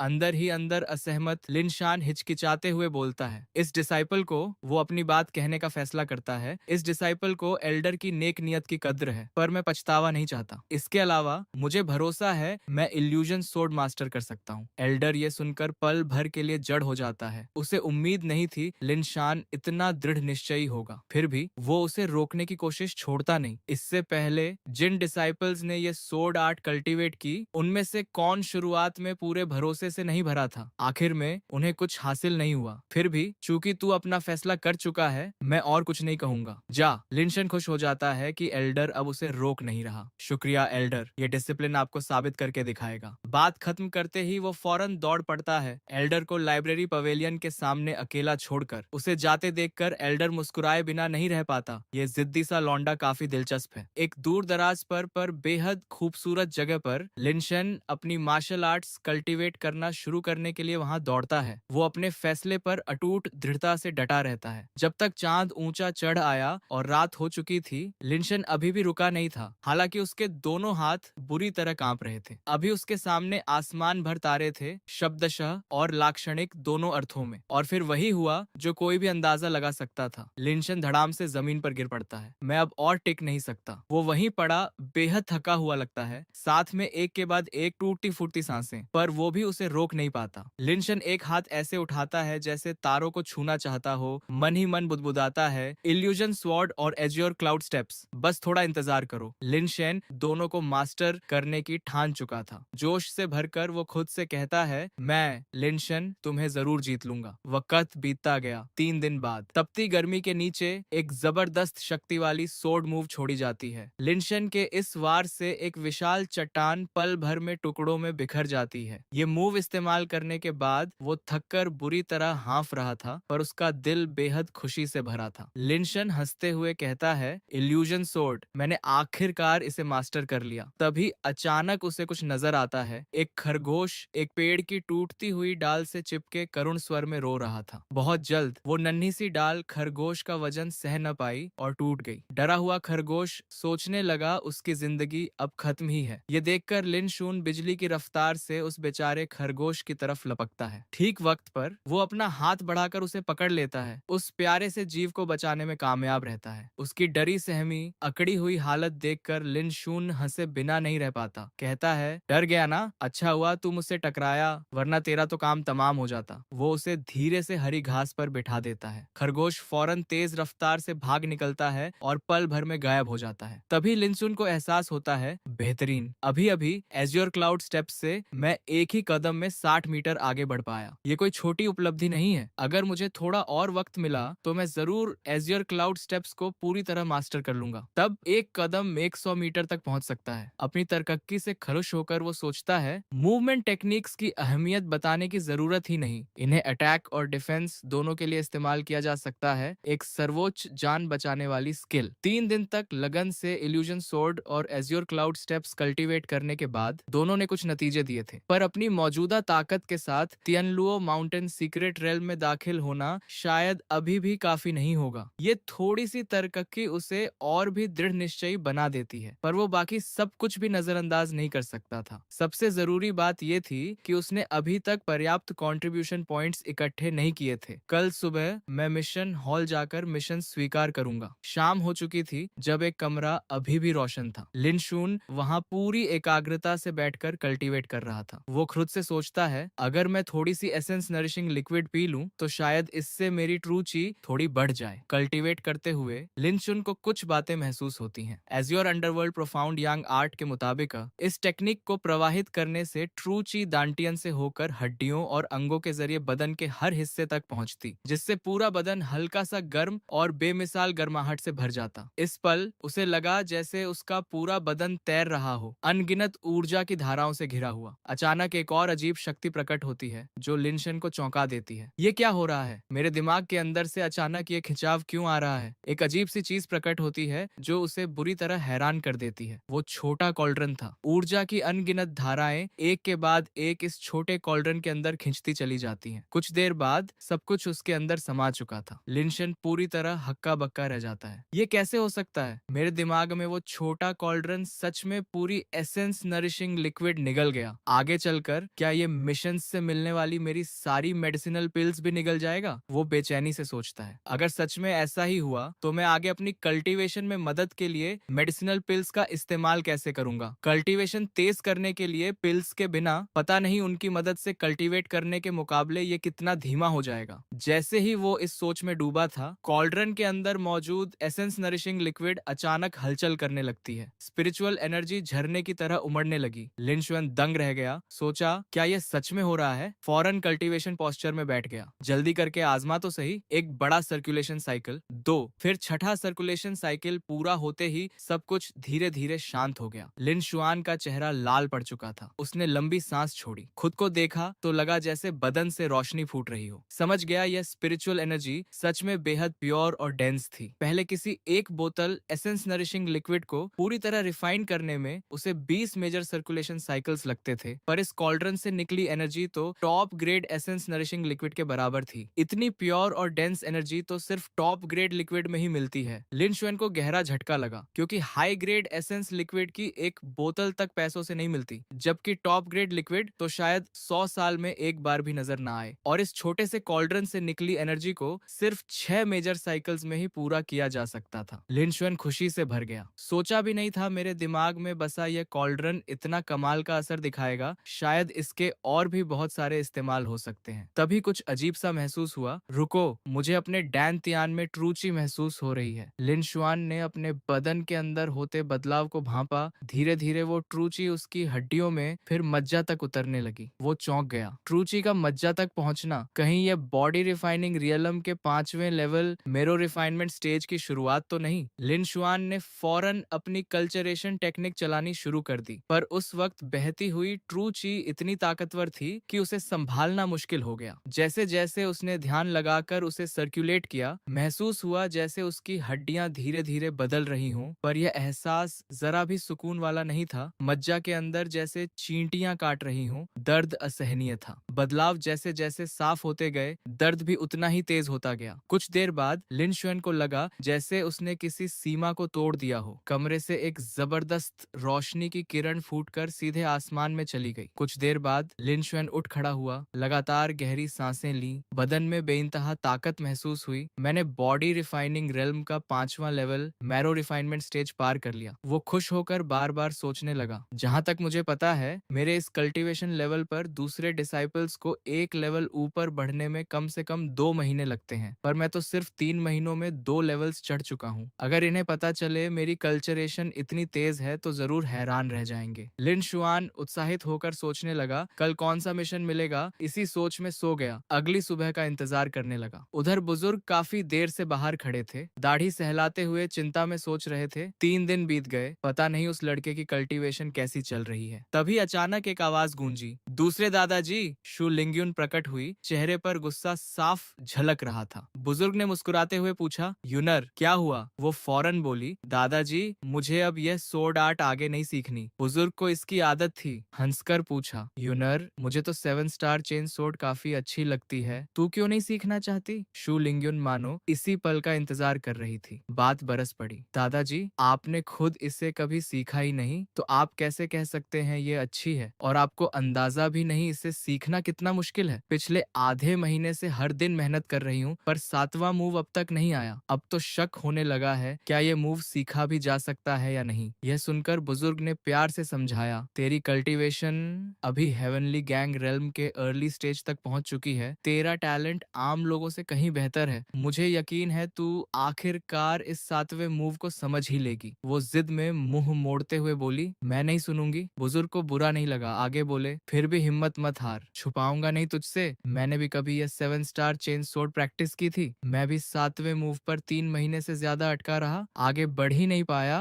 बाद में दूसरी सोर्ड आर्ट की तरफ मुड़ गया। यह सुनते ही वो सन्न रह गई। क्या दादाजी, आप जैसे इतने काबिल इंसान भी इसे नहीं सीख पाए? बुजुर्ग जोर से हंसे, ये कोई शान की बात तो नहीं, मैं तुझसे झूठ क्यों बोलूंगा? शू लिंग्युन को अपने ऊपर ही गुस्सा आया। जब आप खुद नहीं सीख पाए, फिर भी आपने मुझसे सीखने को कहा। कहीं आप बस मुझे मूर्ख बनते देखना तो नहीं चाहते थे? निराश होकर बोली, मुझे लगता है यह सोर्ड आर्ट कोई सीख ही नहीं सकता, बहुत मुश्किल है। यह देख बुजुर्ग ने उसे टोका, ऐसा नहीं है। कुछ दिन पहले ही बॉडी रिफाइनिंग रेल्म के 4थे लेवल की चोटी पर खड़े एक आउटर डिसिप्लिन ने इसी स्वॉर्ड आर्ट से खुद से ऊंचे कल्चरेशन वाले 3 डिसिप्लिन को हरा दिया। शू लिंग्युन ने अविश्वास से पूछा, सच में? बुजुर्ग ने धीरे से बताया, उस लड़के का टैलेंट बिल्कुल आम है, फिर भी किसी तरह 7वां मूव सीख गया। कुछ दिन पहले वो मेरे पास आया इल्यूजन सोर्ड चुनने के लिए। जरा जल्दबाजी है यह, अभी इतनी जल्दी इल्यूजन सोर्ड प्रैक्टिस करना ठीक नहीं, पर मैं देखना चाहता हूँ वो सफल होगा या नहीं। यह सुनकर शू लिंग्युन ने कहा, दादाजी सिर्फ इसलिए कि उसने 7 स्टार चेन सोर्ड सीख ली, इसका मतलब ये नहीं वो इल्यूजन सोर्ड भी सीख लेगा। बुजुर्ग बस मुस्कुराए, देखते हैं। शू लिंग्युन ने फिर पूछा, दादाजी उस लड़के का नाम क्या है? इस बार बुजुर्ग ने बस दाढ़ी सहलाते हुए मुस्कुराते हुए जवाब टाल दिया। काफी देर बाद बोले,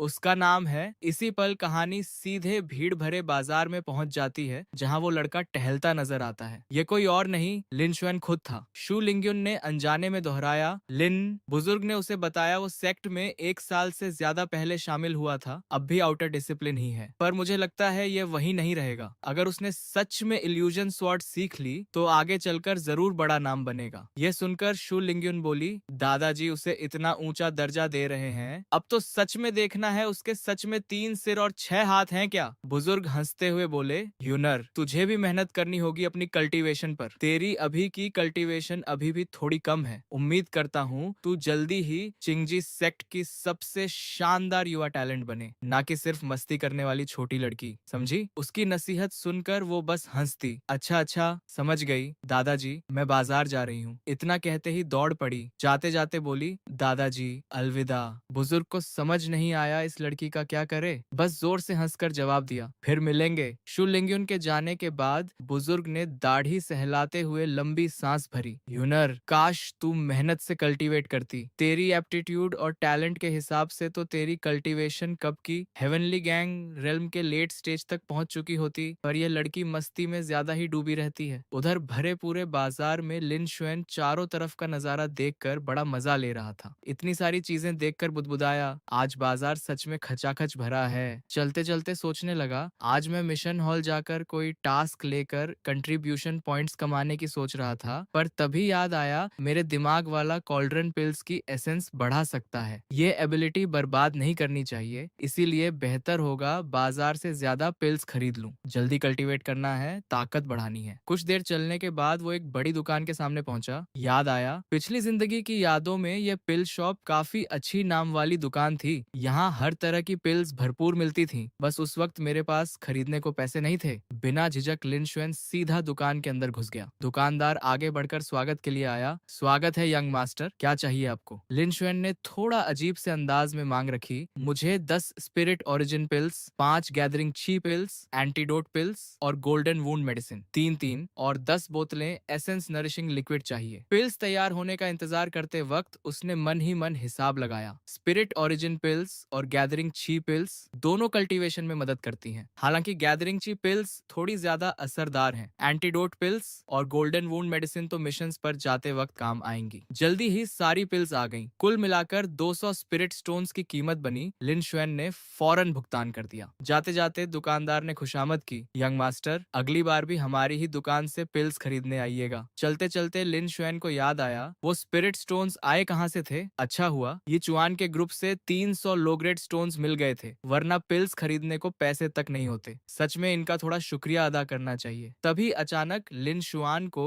कुछ अजीब महसूस हुआ। थोड़ा चौंक गया। ये क्या, मेरे दिमाग वाला कैल्ड्रन अचानक लगातार हिल क्यों रहा है? रास्ते पर चलते चलते उसने इसे जबरदस्ती दबाने की कोशिश की, पर लगा जैसे कॉल्ड्रन खुद कुछ पाना चाहता हो। दूर से उसे कुछ नजर आया। वहाँ है क्या? ध्यान से देखा तो समझ गया, हाँ वही है। लिन शुएन एक फटेहाल भिखारी जैसे दिखने वाले आदमी की दुकान के सामने रुक गया। उसका ध्यान बीचों बीच रखी एक पुरानी जेड ग्रीन टूटी तलवार की मूठ पर गया।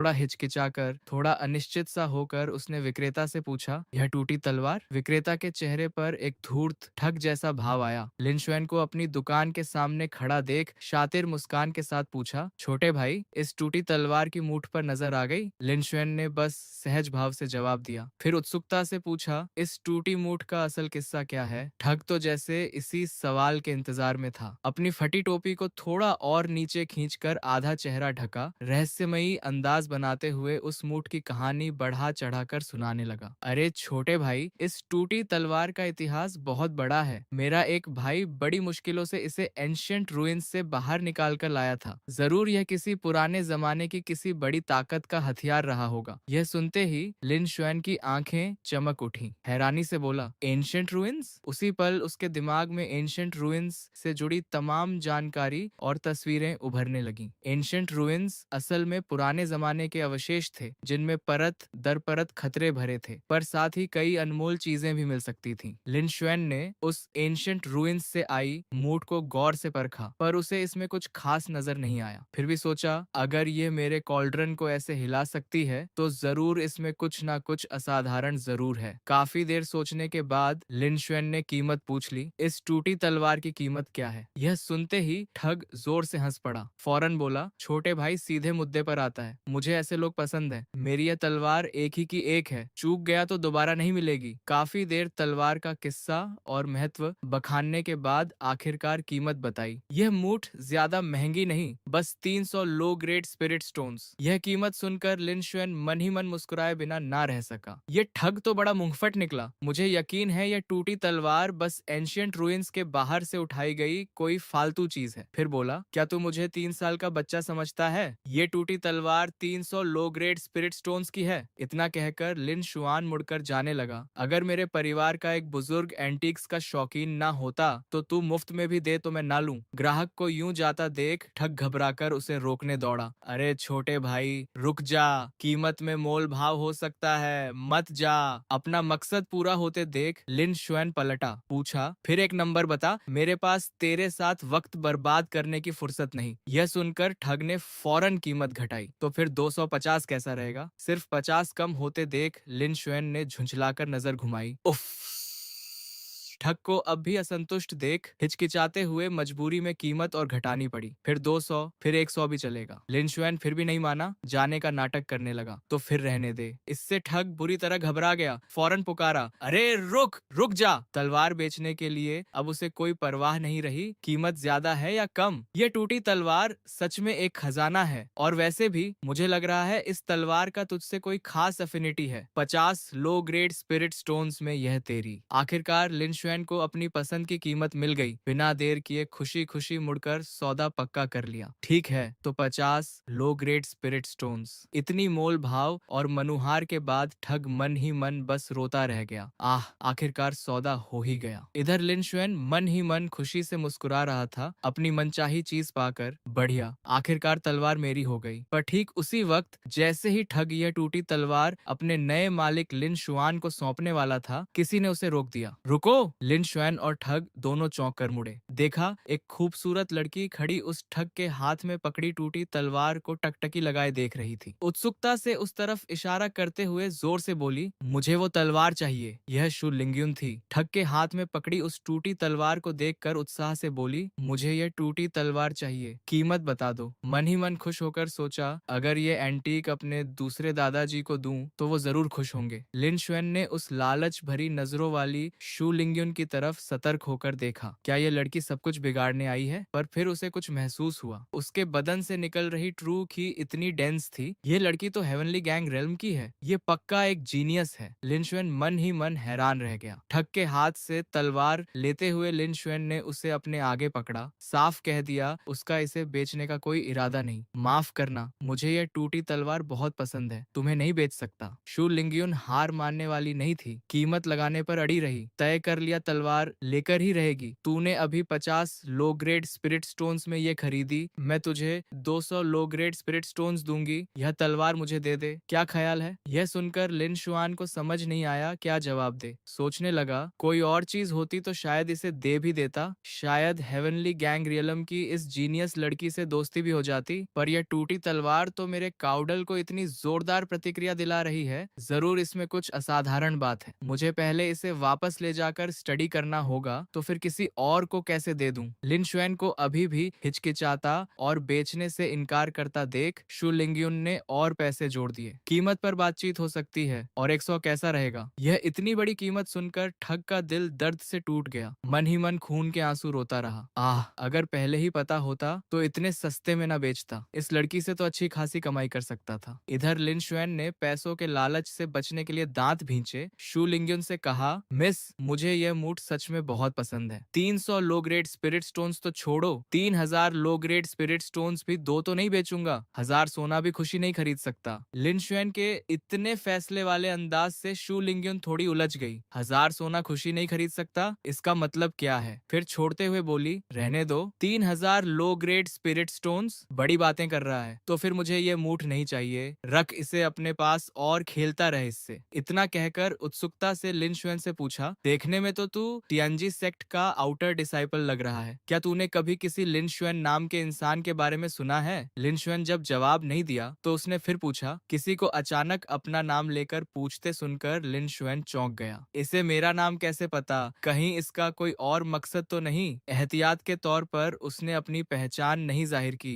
अनजान बनकर बोला, माफ करना, मैंने यह नाम कभी नहीं सुना। यह सुनकर शु लिंगयुन थोड़ी निराश हुई। यह भी सही बात है, इतने सारे आउटर डिसिपल्स हैं, किसी एक से पूछ लेने से लिन शुआन के बारे में जानना आसान थोड़ी है। कुछ देर उदास रहने के बाद अचानक मुस्कुरा दी। अरे यह देख लिन शुएन को शक हुआ। फिर वो अचानक मुड़ी जाने की तैयारी में, पर जाने से पहले खुशी से पीछे मुड़कर लिन शुएन से बोली, याद रखना मेरा नाम शु लिंगयुन है, शायद आगे चलकर हमारी फिर मुलाकात हो जाए। इतना कहकर वो दौड़ पड़ी। लिन शुएन वहीं खड़ा उसकी खूबसूरत पीठ को भीड़ में धीरे धीरे गायब होते देखता रहा। दूर देखते हुए मुस्कुरा दिया। दिलचस्प, एक जीनियस लड़की, वो भी इतनी खूबसूरत, नाम याद रखूंगा। मन ही मन उसका नाम दोहराया, शु लिंगयुन। तियांजी सेक्ट में धुंधली धूप के नीचे इस सेक्ट की भव्य और विशाल खूबसूरती साफ नजर आ रही थी। सेक्ट के अंदर गहराई में जाएं तो मिशन हॉल मिलता है, जहां डिसाइपल्स रोज मिशंस लेने आते हैं। इस वक्त हॉल अपने सबसे व्यस्त समय में था। ढेरों डिसाइपल्स सही टास्क ढूंढने में लगे थे। लिन शुएन एक अपेक्षाकृत खाली मिशन बोर्ड के सामने खड़ा था। उस पर घनी तरह चिपकी टास्क स्लिप्स देखकर बुदबुदाया, इतने सारे मिशंस होंगे सोचा भी नहीं था, सिर उलझा दिया इन्होंने। लिन शुएन ने जल्दी जल्दी सही टास्क ढूंढने के लिए सबको देखा। सबसे आसान से लेकर बेहद मुश्किल तक हर लेवल के टास्क मौजूद थे। हर मिशन उसे दिलचस्प लगा। तय नहीं कर पा रहा था क्या चुने, क्या लूं, सब बड़े दिलचस्प लग रहे हैं। तभी लिन शुएन का ध्यान डिमोनिक बीस्ट्स से जुड़े एक मिशन पर गया। ध्यान से रिक्वायरमेंट्स पढ़े। आयरन हाइड बुल के सींग से ब्लड एसेंस इकट्ठा करो, इनाम 20 कंट्रीब्यूशन पॉइंट्स। पढ़कर थोड़ी देर सोचा।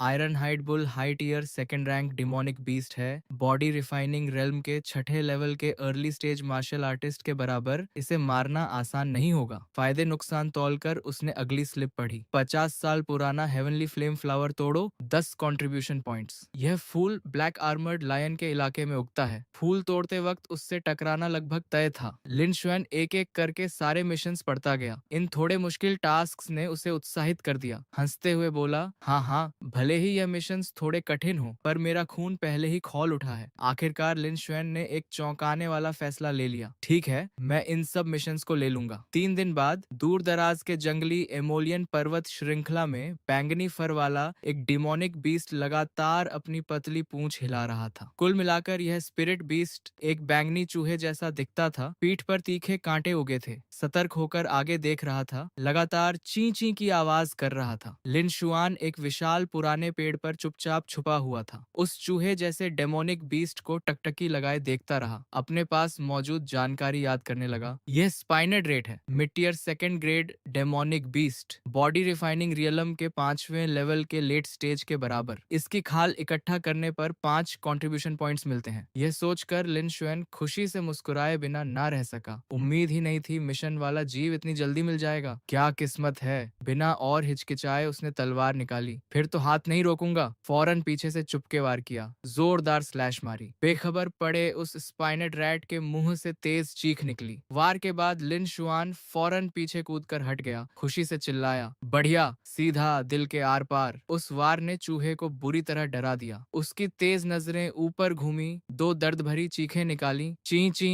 फिर लगभग नामुमकिन रफ्तार से भाग निकला। यह रफ्तार देखकर लिन शुआन बोले बिना ना रह सका, वाह, इतनी तेज। लिन शुआन भी फौरन उसी रफ्तार से पीछा करने लगा। दौड़ते दौड़ते बोला, तेरी रफ्तार चाहे जितनी तेज हो, मैं तुझे इतनी आसानी से भागने नहीं दूंगा। फिर एक बड़े पत्ते पर उतरा, उसे स्प्रिंग बोर्ड बनाकर आगे तक छलांग लगा दी। पीछा करता दुश्मन करीब आता देख स्पाइनड रैट बेतहाशा भागते हुए चीखता रहा, ची ची, पर लिन शुएन पहले ही उसके करीब पहुंच चुका था। बोला, यह देख। फिर बिजली की तेजी से तलवार सीधा उस जीव के बदन पर घुमाई। 7 स्टार चेन सोर्ड का 7वां मूव। वो दर्द से चीख उठा, ची ची। लिन शुएन के इस वार ने उस स्पाइन्ड रैट को बुरी तरह घायल कर दिया, खून की उल्टी करा दी। ची। इसके बाद वो हिलना बंद कर गया। उस स्पाइन्ड रैट की लाश देखकर लिन शुएन खुद से बुदबुदाया, अच्छा हुआ मेरी कल्टीवेशन पहले ही ब्रेक थ्रू कर चुकी थी, वरना ऐसे चूहे को मारने में भी मेहनत लगती। फिर खुश होकर हंसा, ठीक है, अब बस इसकी खाल उतारनी है, काम खत्म। पर इससे पहले वो कुछ कर पाता। कहीं से चरचराती चिल्लाती हुई चीखों की झड़ी लगी। लिनशुएन उलझन में पड़ गया। सोचने लगा वो आवाज किसकी थी। कहीं ये ब्लैक आर्मर्ड लायन तो नहीं। फिर याद आया,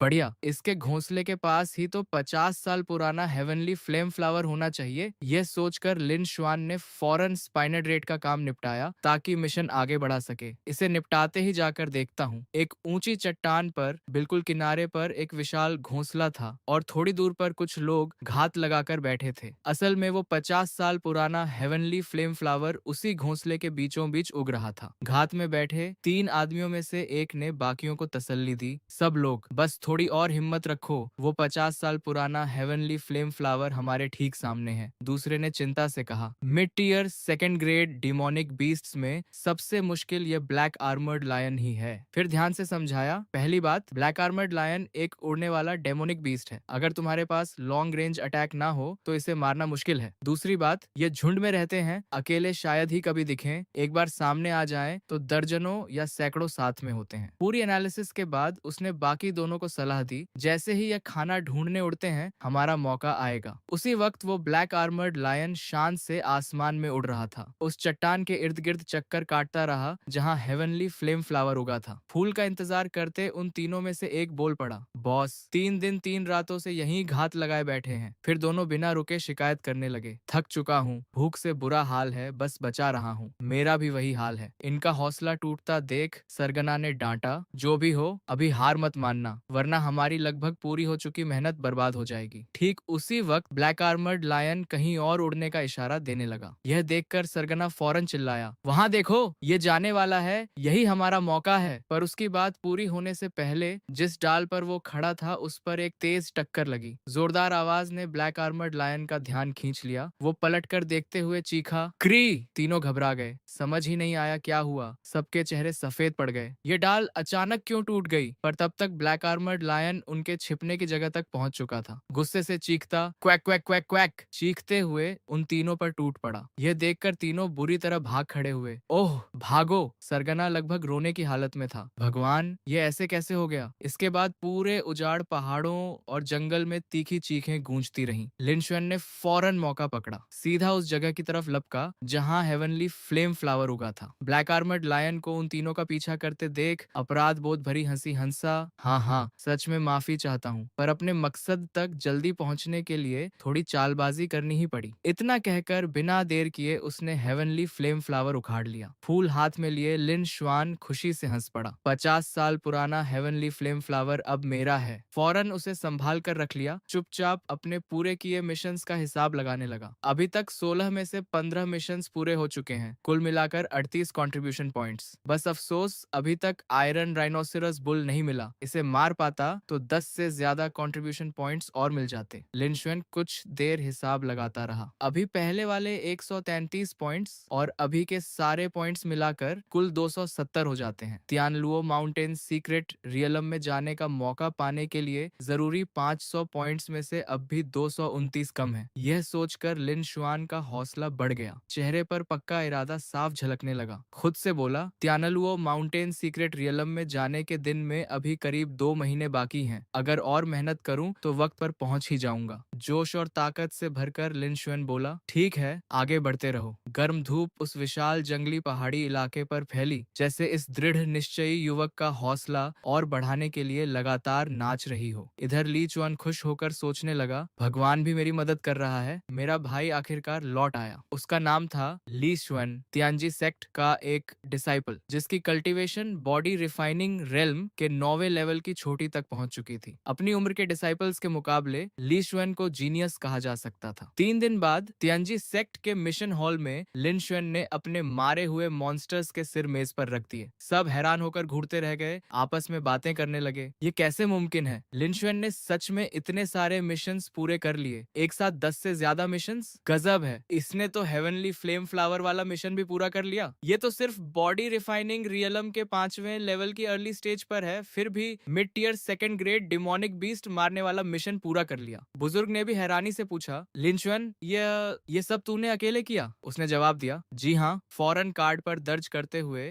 बुजुर्ग ने कहा, हाँ, यकीन करना थोड़ा मुश्किल है, पर इन मिशंस को पूरा करने पर बधाई। उसने एक कार्ड थमाते हुए कहा, इस बार कुल मिलाकर 138 कंट्रीब्यूशन पॉइंट्स बनते हैं। हैं। शाबाश। लिन शुएन ने वो कार्ड लिया। शुक्रिया बुजुर्ग जी। कार्ड हाथ में पकड़े खुद से बोला, इस बार 15 मिशंस पूरे किए, करीब 300 और कंट्रीब्यूशन पॉइंट्स जुड़ गए। 500 पॉइंट्स जल्द ही पूरे हो जाएंगे। तियानलुओ माउंटेन सीक्रेट रेल में जाने से पहले अभी भी कुछ वक्त बचा है। कुछ और मिशंस लेकर अपनी ताकत बढ़ाता रहूंगा। इसी वक्त तियंजी सेक्ट के एक आंगन में दो लोग बैठे बातें कर रहे थे। एक ने कहा, छोटे चुआन, तेरा मतलब है लिन शुएन ने एसेंस नरिशिंग लिक्विड देने से मना कर दिया और उल्टा तुझे घायल भी कर दिया? ली चुआन ने मुट्ठी भींची, गुस्से से मेज पर हाथ पटका। बिल्कुल सही भाई माँ, वो लिन शुएन सच में अपनी हद भूल गया है। अगर उसे सबक नहीं सिखाया गया तो उसे दुनिया की असल औकात पता नहीं चलेगी। मा यांग बॉडी रिफाइनिंग रियलम के 7वें लेवल की चोटी पर खड़ा एक आउटर डिसिप्लिन था। टॉप 10 सबसे ताकतवर आउटर डिसिप्लिन में से एक। बाजू बांधते हुए बोला, हम तो तू यहाँ इसलिए आया कि भाई लिन शुआन से निपट ले? फिर सोचा, ली शुआन तो इनर डिसिप्लिन है। अगर वो किसी मामूली आउटर डिसिप्लिन से खुद निपटने उतरा तो पता नहीं कितने लोग हंसेंगे अगर बात फैली। तभी पीछे से एक आवाज आई, मा यांग, तूने अभी किसका नाम लिया जिसने मेरे छोटे भाई को घायल किया? ली शुआन प्रकट हुआ। भाई को देख ली चुआन खुशी से बोला। भाई? मा यांग खड़ा होकर बोला, भाई शुआन, तुम पहले ही लौट आए? ली शुआन ने जवाब दिया, इतने दिन सेक्ट के बाहर मिशंस करके कंट्रीब्यूशन पॉइंट्स कमाता रहा, आज ही लौटा हूँ। भाई को लौटा देख ली चुआन बहुत खुश हुआ। चेहरे पर 3 हिस्से नफरत और 7 हिस्से खुशी का भाव लिए मन ही मन सोचा, लिन शुएन, बस इंतजार कर, मेरा भाई ली शुएन तेरी मौत जरूर बुरी बनाएगा। मा यांग बोला, मुझे भी अभी अभी पता चला, छोटे चुआन को आउटर सेक्ट में एसेंस नरिशिंग लिक्विड लेते वक्त थोड़ी मुसीबत आ गई थी। ली शुएन ने कहा, समझ गया। मा यांग ने आगे कहा, भाई शुएन, मुझे अभी मोलियन माउंटेन रेंज की तरफ जाना है तो मैं चलता हूँ। ली शुएन बोला, जा संभल कर, तियानलुओ माउंटेन में जाने से पहले घायल मत होना। मा यांग ने जवाब दिया, याद दिलाने का शुक्रिया भाई शुएन। फिर ली शुएन ने अपने छोटे भाई से कहा, छोटे चुआन, अभी तूने कहा किसी ने तुझे घायल किया, साफ साफ बता क्या हुआ? ली चुआन गुस्से से बोला, भाई वो कमीना लिन शुएन सच में अपनी हद भूल गया। उस वक्त वो बहुत घमंडी हो गया था। न सिर्फ उसने मुझे घायल किया बल्कि मुझसे 300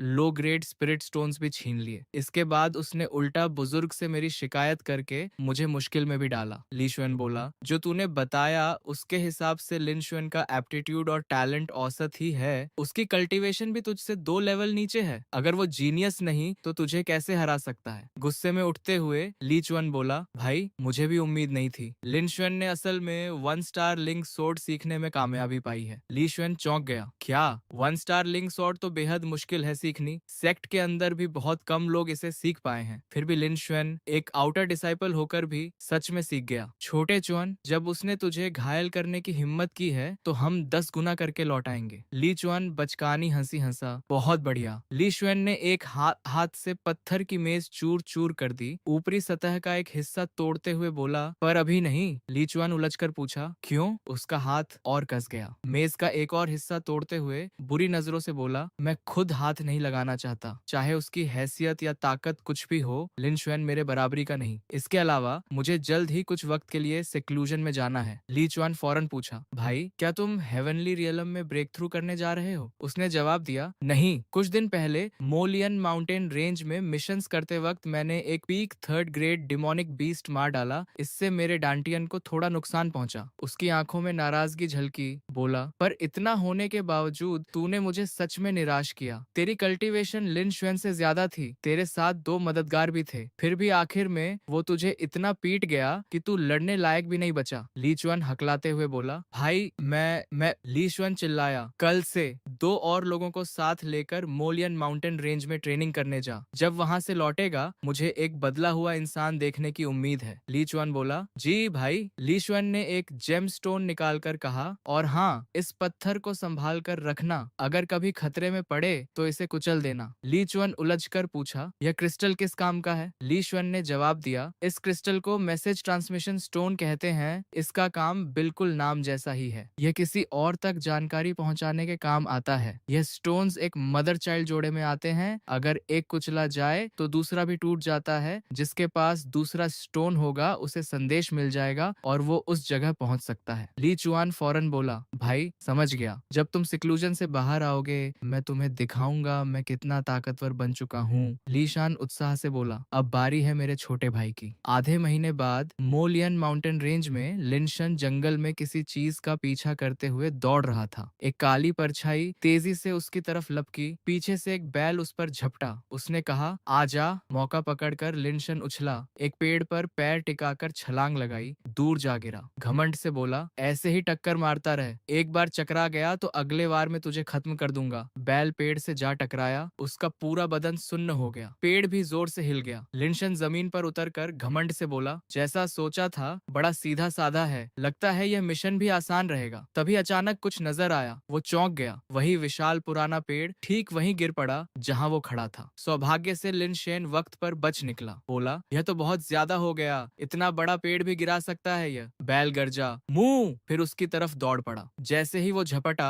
लिनशन फौरन कूदकर बचा। बच तो गया पर फिर भी जमीन पर गिर पड़ा। बैल गुस्से से हांफता रहा। खुद को संभालते हुए लिनशन बोला, आउच, यह तो दर्द हुआ, लापरवाही हो गई। यह तो सोचे से भी ज्यादा मुश्किल निकला। Iron rhinoceros bull, height year second grade demonic beast, body refining realm के छठे लेवल की अर्ली स्टेज वाले कल्टीवेटर के बराबर। बैल कई बार गुस्से से फुफकारा। उसका पूरा बदन आग जैसे लाल रंग में चमकने लगा। विशाल घास के मैदान पर आयरन राइनोसोरस बुल और लिनशेन आमने सामने खड़े थे। लिनशेन ने अपनी तलवार निकाली, घमंड से बोला, भले ही यह height year second grade demonic beast iron rhinoceros bull मोटी खाल और मजबूत मांस वाला है, अपने लेवल के जीवों में डिफेंस के मामले में सबसे आगे है, फिर भी मैं तुझे इतनी आसानी से नहीं छोड़ूंगा। इतना कहकर तलवार थामे झपटा, चिल्लाया, आज फैसला हो ही जाए। आयरन राइनोकोसर बुल भी चुप नहीं बैठा, सीधा उसकी तरफ दौड़ पड़ा। दोनों जैसे ही आमने सामने टकराए, लिनशुएन पूरे आत्मविश्वास से चिल्लाया, पर नीचे देखते हुए घमंडी मुस्कान के साथ बोला, इसके वार बड़े सीधे साधे हैं, अब देख मेरी तलवारबाजी क्या कमाल दिखाती है। लिनशुएन चिल्लाया, फिर हवा फाड़ती रफ्तार से कई सोड आर्क्स आयरन राइनोसेरस बुल की तरफ छोड़े। 7 स्टार चेन सोड। उस वार से टकराकर यह सेकेंड ग्रेड बीस्ट बस दर्द से कराह कर सहता रह गया। पर वार जारी रखते रखते लिनशुएन को महसूस हुआ उसकी ताकत डगमगाने लगी है। सोचा, इतना जोर लगाया कि मेरा हाथ तक सुन्न पड़ने लगा। इसकी खाल सच में मजबूत है। उसकी तलवार सीधा आयरन राइनोसोरस बुल के सिर पर पड़ी, फिर भी वो जीव बिल्कुल बेअसर रहा। यह देख लिनशुआन गहरे झटके में आ गया। जरा भी घायल नहीं हुआ।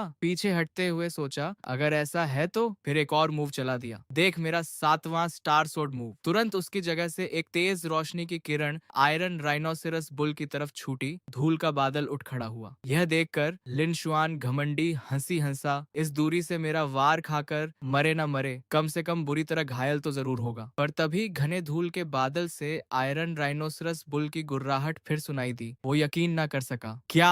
आयरन राइनोसरस बुल गुर्राते हुए बाहर निकला। उसका बदन आग जैसी रोशनी से दहक रहा था। आयरन राइनोसरस बुल ने उसे सीधा टक्कर मारी, उड़ा दिया। वार की ताकत उसे पीछे के पेड़ से जा टकराई। टक्कर मारने के बाद उसने कातिलाना नजरों से घूरा। घायल होने के बावजूद लिनशुआन ने हार नहीं मानी। अंधेरी आवाज में बोला, सोचा नहीं था तू इतना मुश्किल निकलेगा। अब जब बात यहाँ तक आ ही गई है। उसकी आंखों में दृढ़ता चमकने लगी। तो फिर मैं तुझ पर ही अपनी सोड टेक्निक आजमाऊंगा। आयरन राइनोसेरस बुल और लिनशुएन आमने सामने आकर अगले वार के लिए ताकत जुटाने लगे। इसी वक्त उस जीव ने डराने के लिए कई गुर्राहटें छोड़ी। गुर्राते हुए अपने खुरों से जमीन कुरेद कर रफ्तार पकड़ी, सीधा उसकी तरफ दौड़ पड़ा। सामने खड़े लिनशुआन के चेहरे और बदन पर पहले से ही कई खरोंचें उभर आई थीं, फिर भी भरोसे से बोला, अगले वार से फैसला करना चाहता है? यह तो मुझे बिल्कुल सही लगता है। यह कहते ही आयरन राइनोसोरस बुल जोर से गुर्राते हुए उसकी तरफ झपटा। यह देखकर लिनशुआन ने अपनी तलवार आसमान की तरफ उठाई, चिल्लाया, प्रकट हो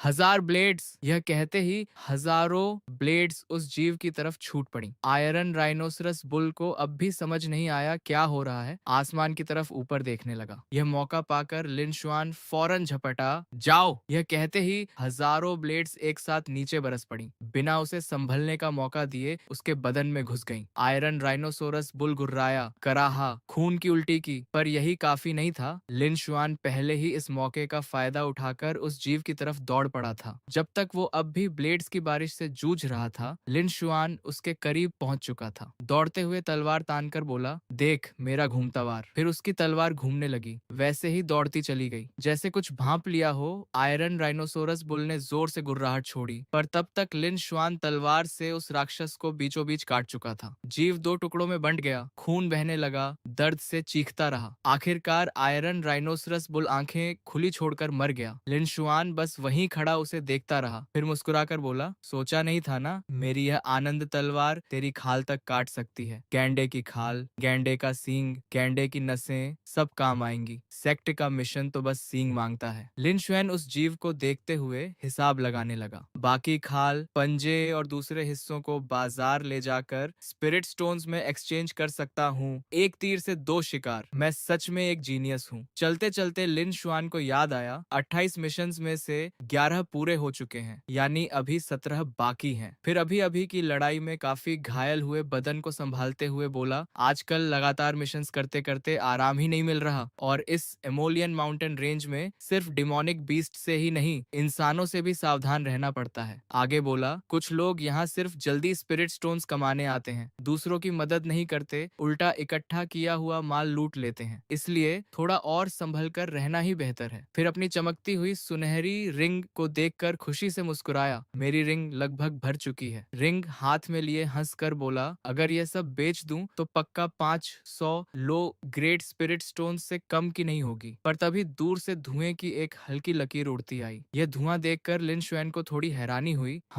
ये तो हवा में तैरती हल्की धुंध देखकर बरबस बोला, इतनी dense spiritual energy, Molian mountain range में इतनी घनी स्पिरिचुअल एनर्जी का लीक होना सिर्फ एक ही बात बताता है, यहाँ जरूर कोई स्पिरिट हर्ब है। लिन शुआन फौरन उस तरफ लपका, जल्दी देखने पहुंच गया। एक गरजते झरने के किनारे वो उस ऊंचे झरने और उसके तेज बहाव को देखता खड़ा रह गया। नीचे कुछ कमल के फूल भी थे। यह झरना देखकर वो थोड़ा चौंक गया। सोचा भी नहीं था मोलियन माउंटेन रेंज में ऐसा झरना भी होगा। पर तभी उसे झरने के पीछे कुछ धुंधला सा नजर आया। लगा जैसे झरने के अंदर कुछ छुपा है। ज्यादा वक्त नहीं लगा समझने में यह क्या है। हैरानी से चिल्लाया, 100 साल पुराना डिसेंडिंग ड्यू ग्रास। खजाना मिलने जैसी खुशी से भरकर बोला, डिसेंडिंग ड्यू ग्रास ज्यादातर पिल्स बनाने की मुख्य सामग्री है, पर बेहद दुर्लभ है। 100 साल पुराना तो और भी ज्यादा दुर्लभ। आगे हिसाब लगाते हुए बोला, अगर बाहर बेचूं तो कम से कम 150 लो ग्रेड स्पिरिट स्टोन्स की कीमत मिलेगी। यह कहकर लिन शुआन तेजी से उस तरफ दौड़ा। दौड़ते दौड़ते खुशी से बोला, आज सच में मेरा भाग्य चमक रहा है। पर जैसे ही वो उस स्पिरिट हर्ब के करीब पहुंचने वाला था, अचानक उसे किसी की बर्फीली नजरें अपने ऊपर महसूस हुई। वो कातिलाना इरादा एक झटके में उसे पीछे उड़ा ले गया। लड़खड़ाकर संभलते हुए हैरानी से बोला, इतना जबरदस्त कातिलाना इरादा, कौन मुझ पर हमला कर रहा है? पर फौरन समझ गया, यह तो साये में से आ रहा है। एक लंबा काला कोबरा रेंगते हुए बाहर निकला। फुफकारते हुए जीभ लपलपाई, फिर वार करने की मुद्रा में मुड़ गया। यह था एक peak second rank demonic beast, black scaled giant Python. इसे पहचानते ही लिन शुआन चौंक गया। Peak second rank demonic beast body refining realm के छठे लेवल की छोटी वाले मार्शल आर्टिस्ट के बराबर होता है। आमतौर पर छठे लेवल का कोई भी मार्शल आर्टिस्ट इससे टकराए तो उसके सामने बस एक ही रास्ता बचता है, मौत। कोई हैरानी नहीं, इतने दिनों से ये डिसेंडिंग ड्यू ग्रास किसी ने नहीं तोड़ा।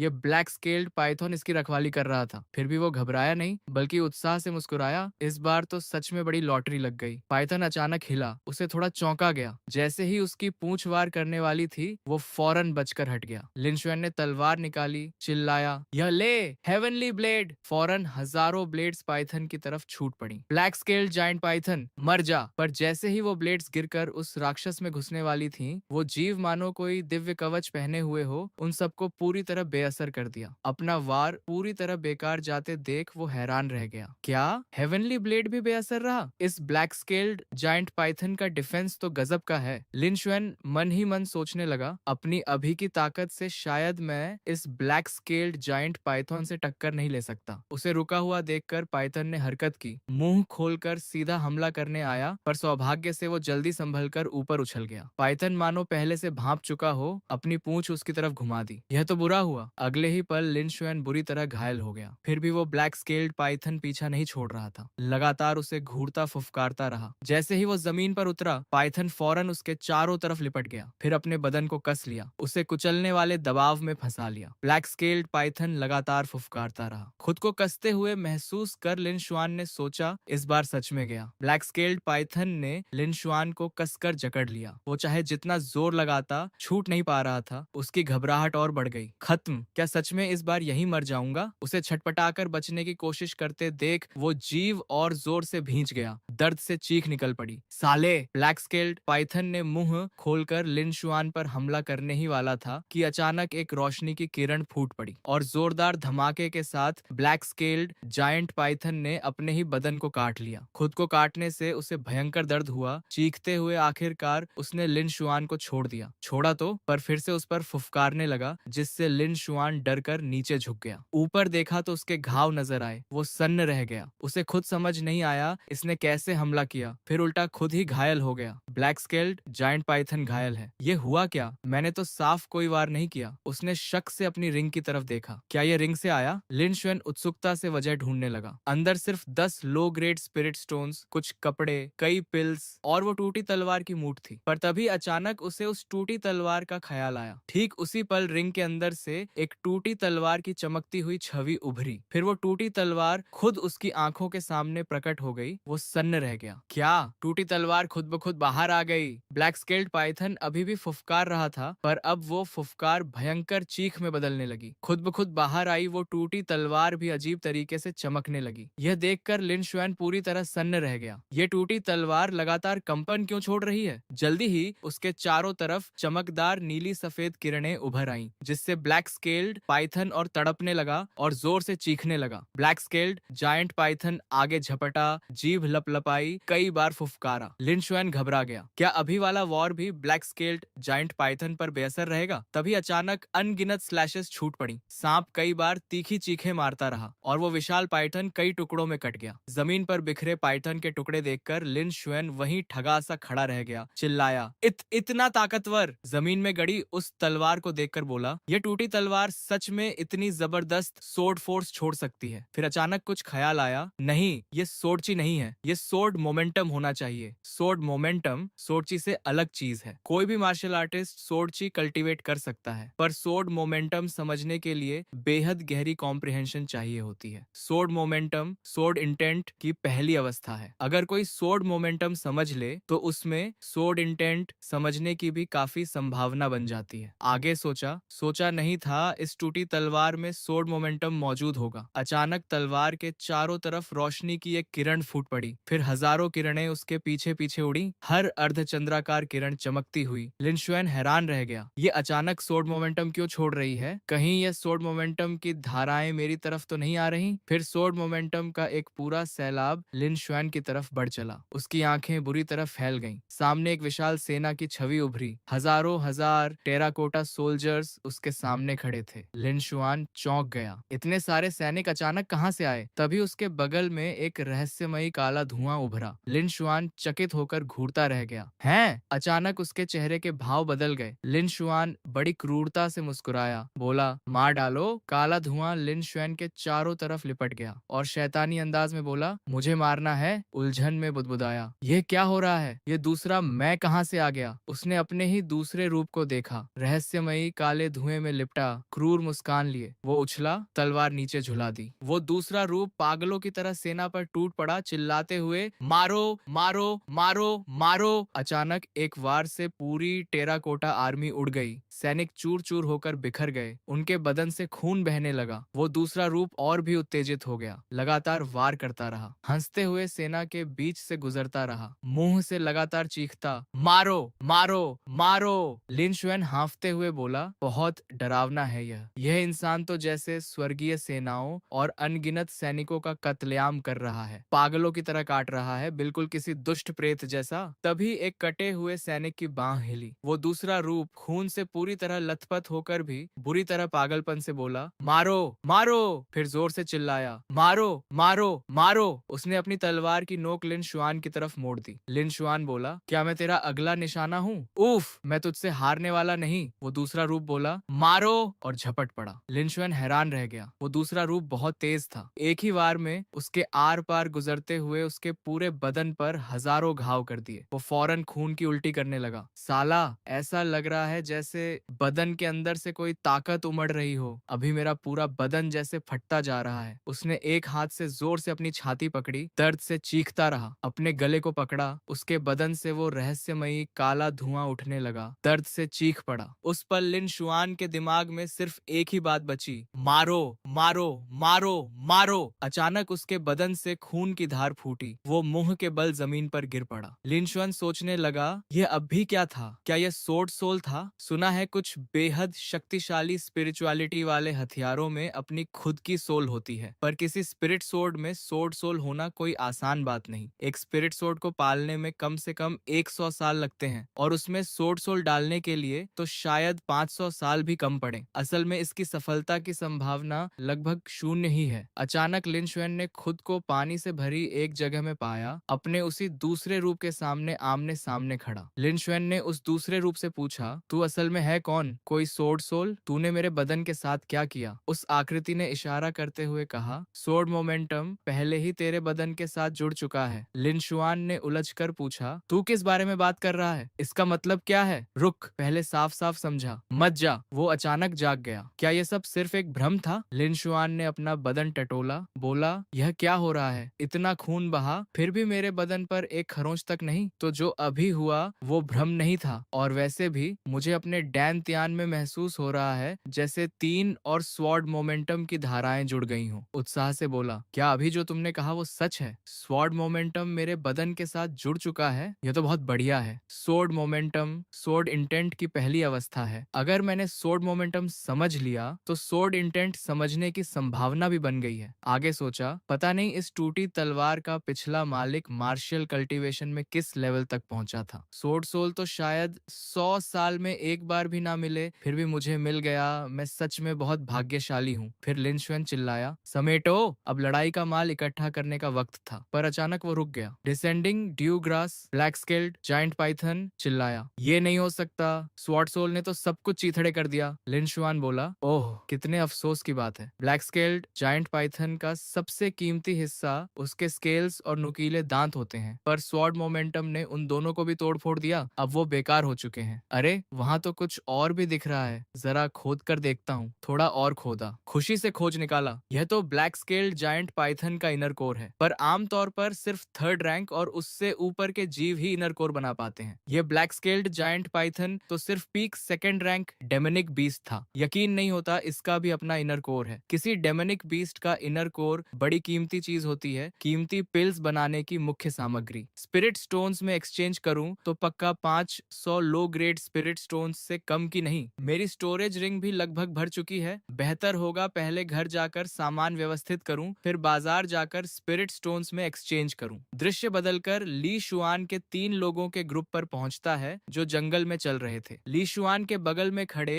एक जख्मी चेहरे वाले आदमी जिसका नाम चांग मिंग था, बॉडी रिफाइनिंग रेल्म के 6ठे लेवल की लेट स्टेज पर बोला, छोटे शुएन, भाई शुएन ने हम दोनों को तेरे साथ ट्रेनिंग करने को कहा था, तो अब तक तूने कोई हरकत क्यों नहीं की? दूसरा आदमी वांग मिंग भी उसी लेवल की लेट स्टेज पर बोला, बिल्कुल सही बात है। अगर भाई शॉन सिक्लूजन से बाहर आकर देखे तूने अभी तक कोई तरक्की नहीं की तो हमारे साथ भी सख्ती से पेश आएगा। ली चुअन बोला, फिक्र मत करो, मैं बस कम लेवल के डिमोनिक बीस्ट से शुरुआत करना चाहता हूँ। तो ये बात है। चंगमिंग बोला, हमें लगा तू यहाँ आराम फरमाने आया है। ली चुअन मन ही मन सोचने लगा, सच बताऊं तो मुझे भी आराम ही करना है। कल्टीवेशन करना तो थका देने वाला काम है। तभी अचानक कुछ तेजी से गुजरता दिखा। सबका ध्यान खिंच गया। पलटकर सब बोल पड़े, यह क्या था? उनमें से एक ने तलवार निकाल ली। ये देख, ब्रेकिंग स्लैश। ठीक ग्रुप के सामने एक जोरदार धमाका हुआ। तभी एक आवाज गूंजी। लिन शुआन बोला, अरे ये तो डरा ही दिया। अचानक ये क्या फट पड़ा?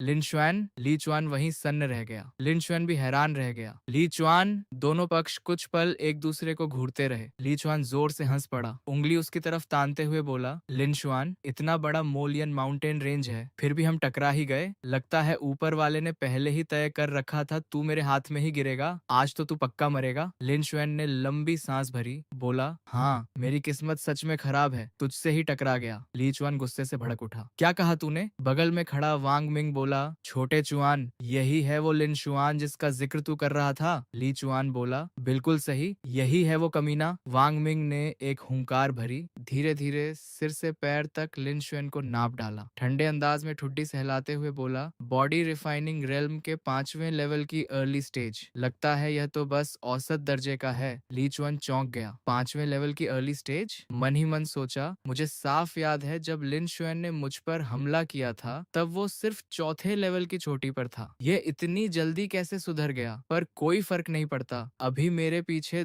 2 छठे लेवल की लेट स्टेज वाले एक्सपर्ट्स खड़े हैं। इस बार तो लिन शुएन तुझे जरूर घुटनों के बल झुककर माफी मांगनी पड़ेगी। लिन शुएन बोला, ठीक है, अभी मुझे कुछ काम है तो मैं चलता हूँ। ली चुआन बोला, वहीं रुक जा। लिन शुएन की तरफ इशारा करते हुए बोला, आज मुझसे टकराकर भी सोचता है निकल जाएगा। लिन शुएन ने खाली नजरों से देखा। ओह, ली चुआन ने आगे कहा, जो भी सामान तेरे पास है सब सौंप दे, फिर अपना एक हाथ खुद काट डाल, वरना मैं तेरा डांटियन तोड़कर तुझे जाने से पहले बेकार बना दूंगा। लिन शुएन मन ही मन सोचने लगा, यह किस किस्म का मजाक है? अगर मैं अपनी स्टोरेज रिंग में रखा सारा बीस्ट मटेरियल ली चुएन को सौंप दूं तो स्पिरिट स्टोन्स में एक्सचेंज करना तो दूर, एक भी कंट्रीब्यूशन पॉइंट नहीं मिलेगा। लिन शुएन ने उसकी तरफ इशारा करके कहा, ली चुआन, पिछली बार का सबक काफी नहीं था क्या? इस बार तो मैं तुझे पूरे 1 महीने तक बिस्तर से उठने नहीं दूंगा। वो सन्न रह गया। क्या? चोंगमिंग ने कई बार जीभ चटकाई। छिछी, लड़के, दिमाग खराब हो गया है क्या? अपनी हैसियत नहीं जानता, फिर भी यहाँ बड़ी बड़ी बातें कर रहा है। लिन शुआन मन ही मन सोचने लगा। ली चुआन के पीछे खड़े यह दोनों शायद छठे लेवल की लेट स्टेज तक पहुंच चुके हैं, इसीलिए यह इतना घमंडी हो रहा है। ली चुआन बोला, भाई चोंग, भाई वांग, अगर तुम दोनों मुझे इस लिन शुएन को पकड़ने में मदद करो तो मैं तुम दोनों को 200 लो ग्रेड स्पिरिट स्टोन्स दूंगा।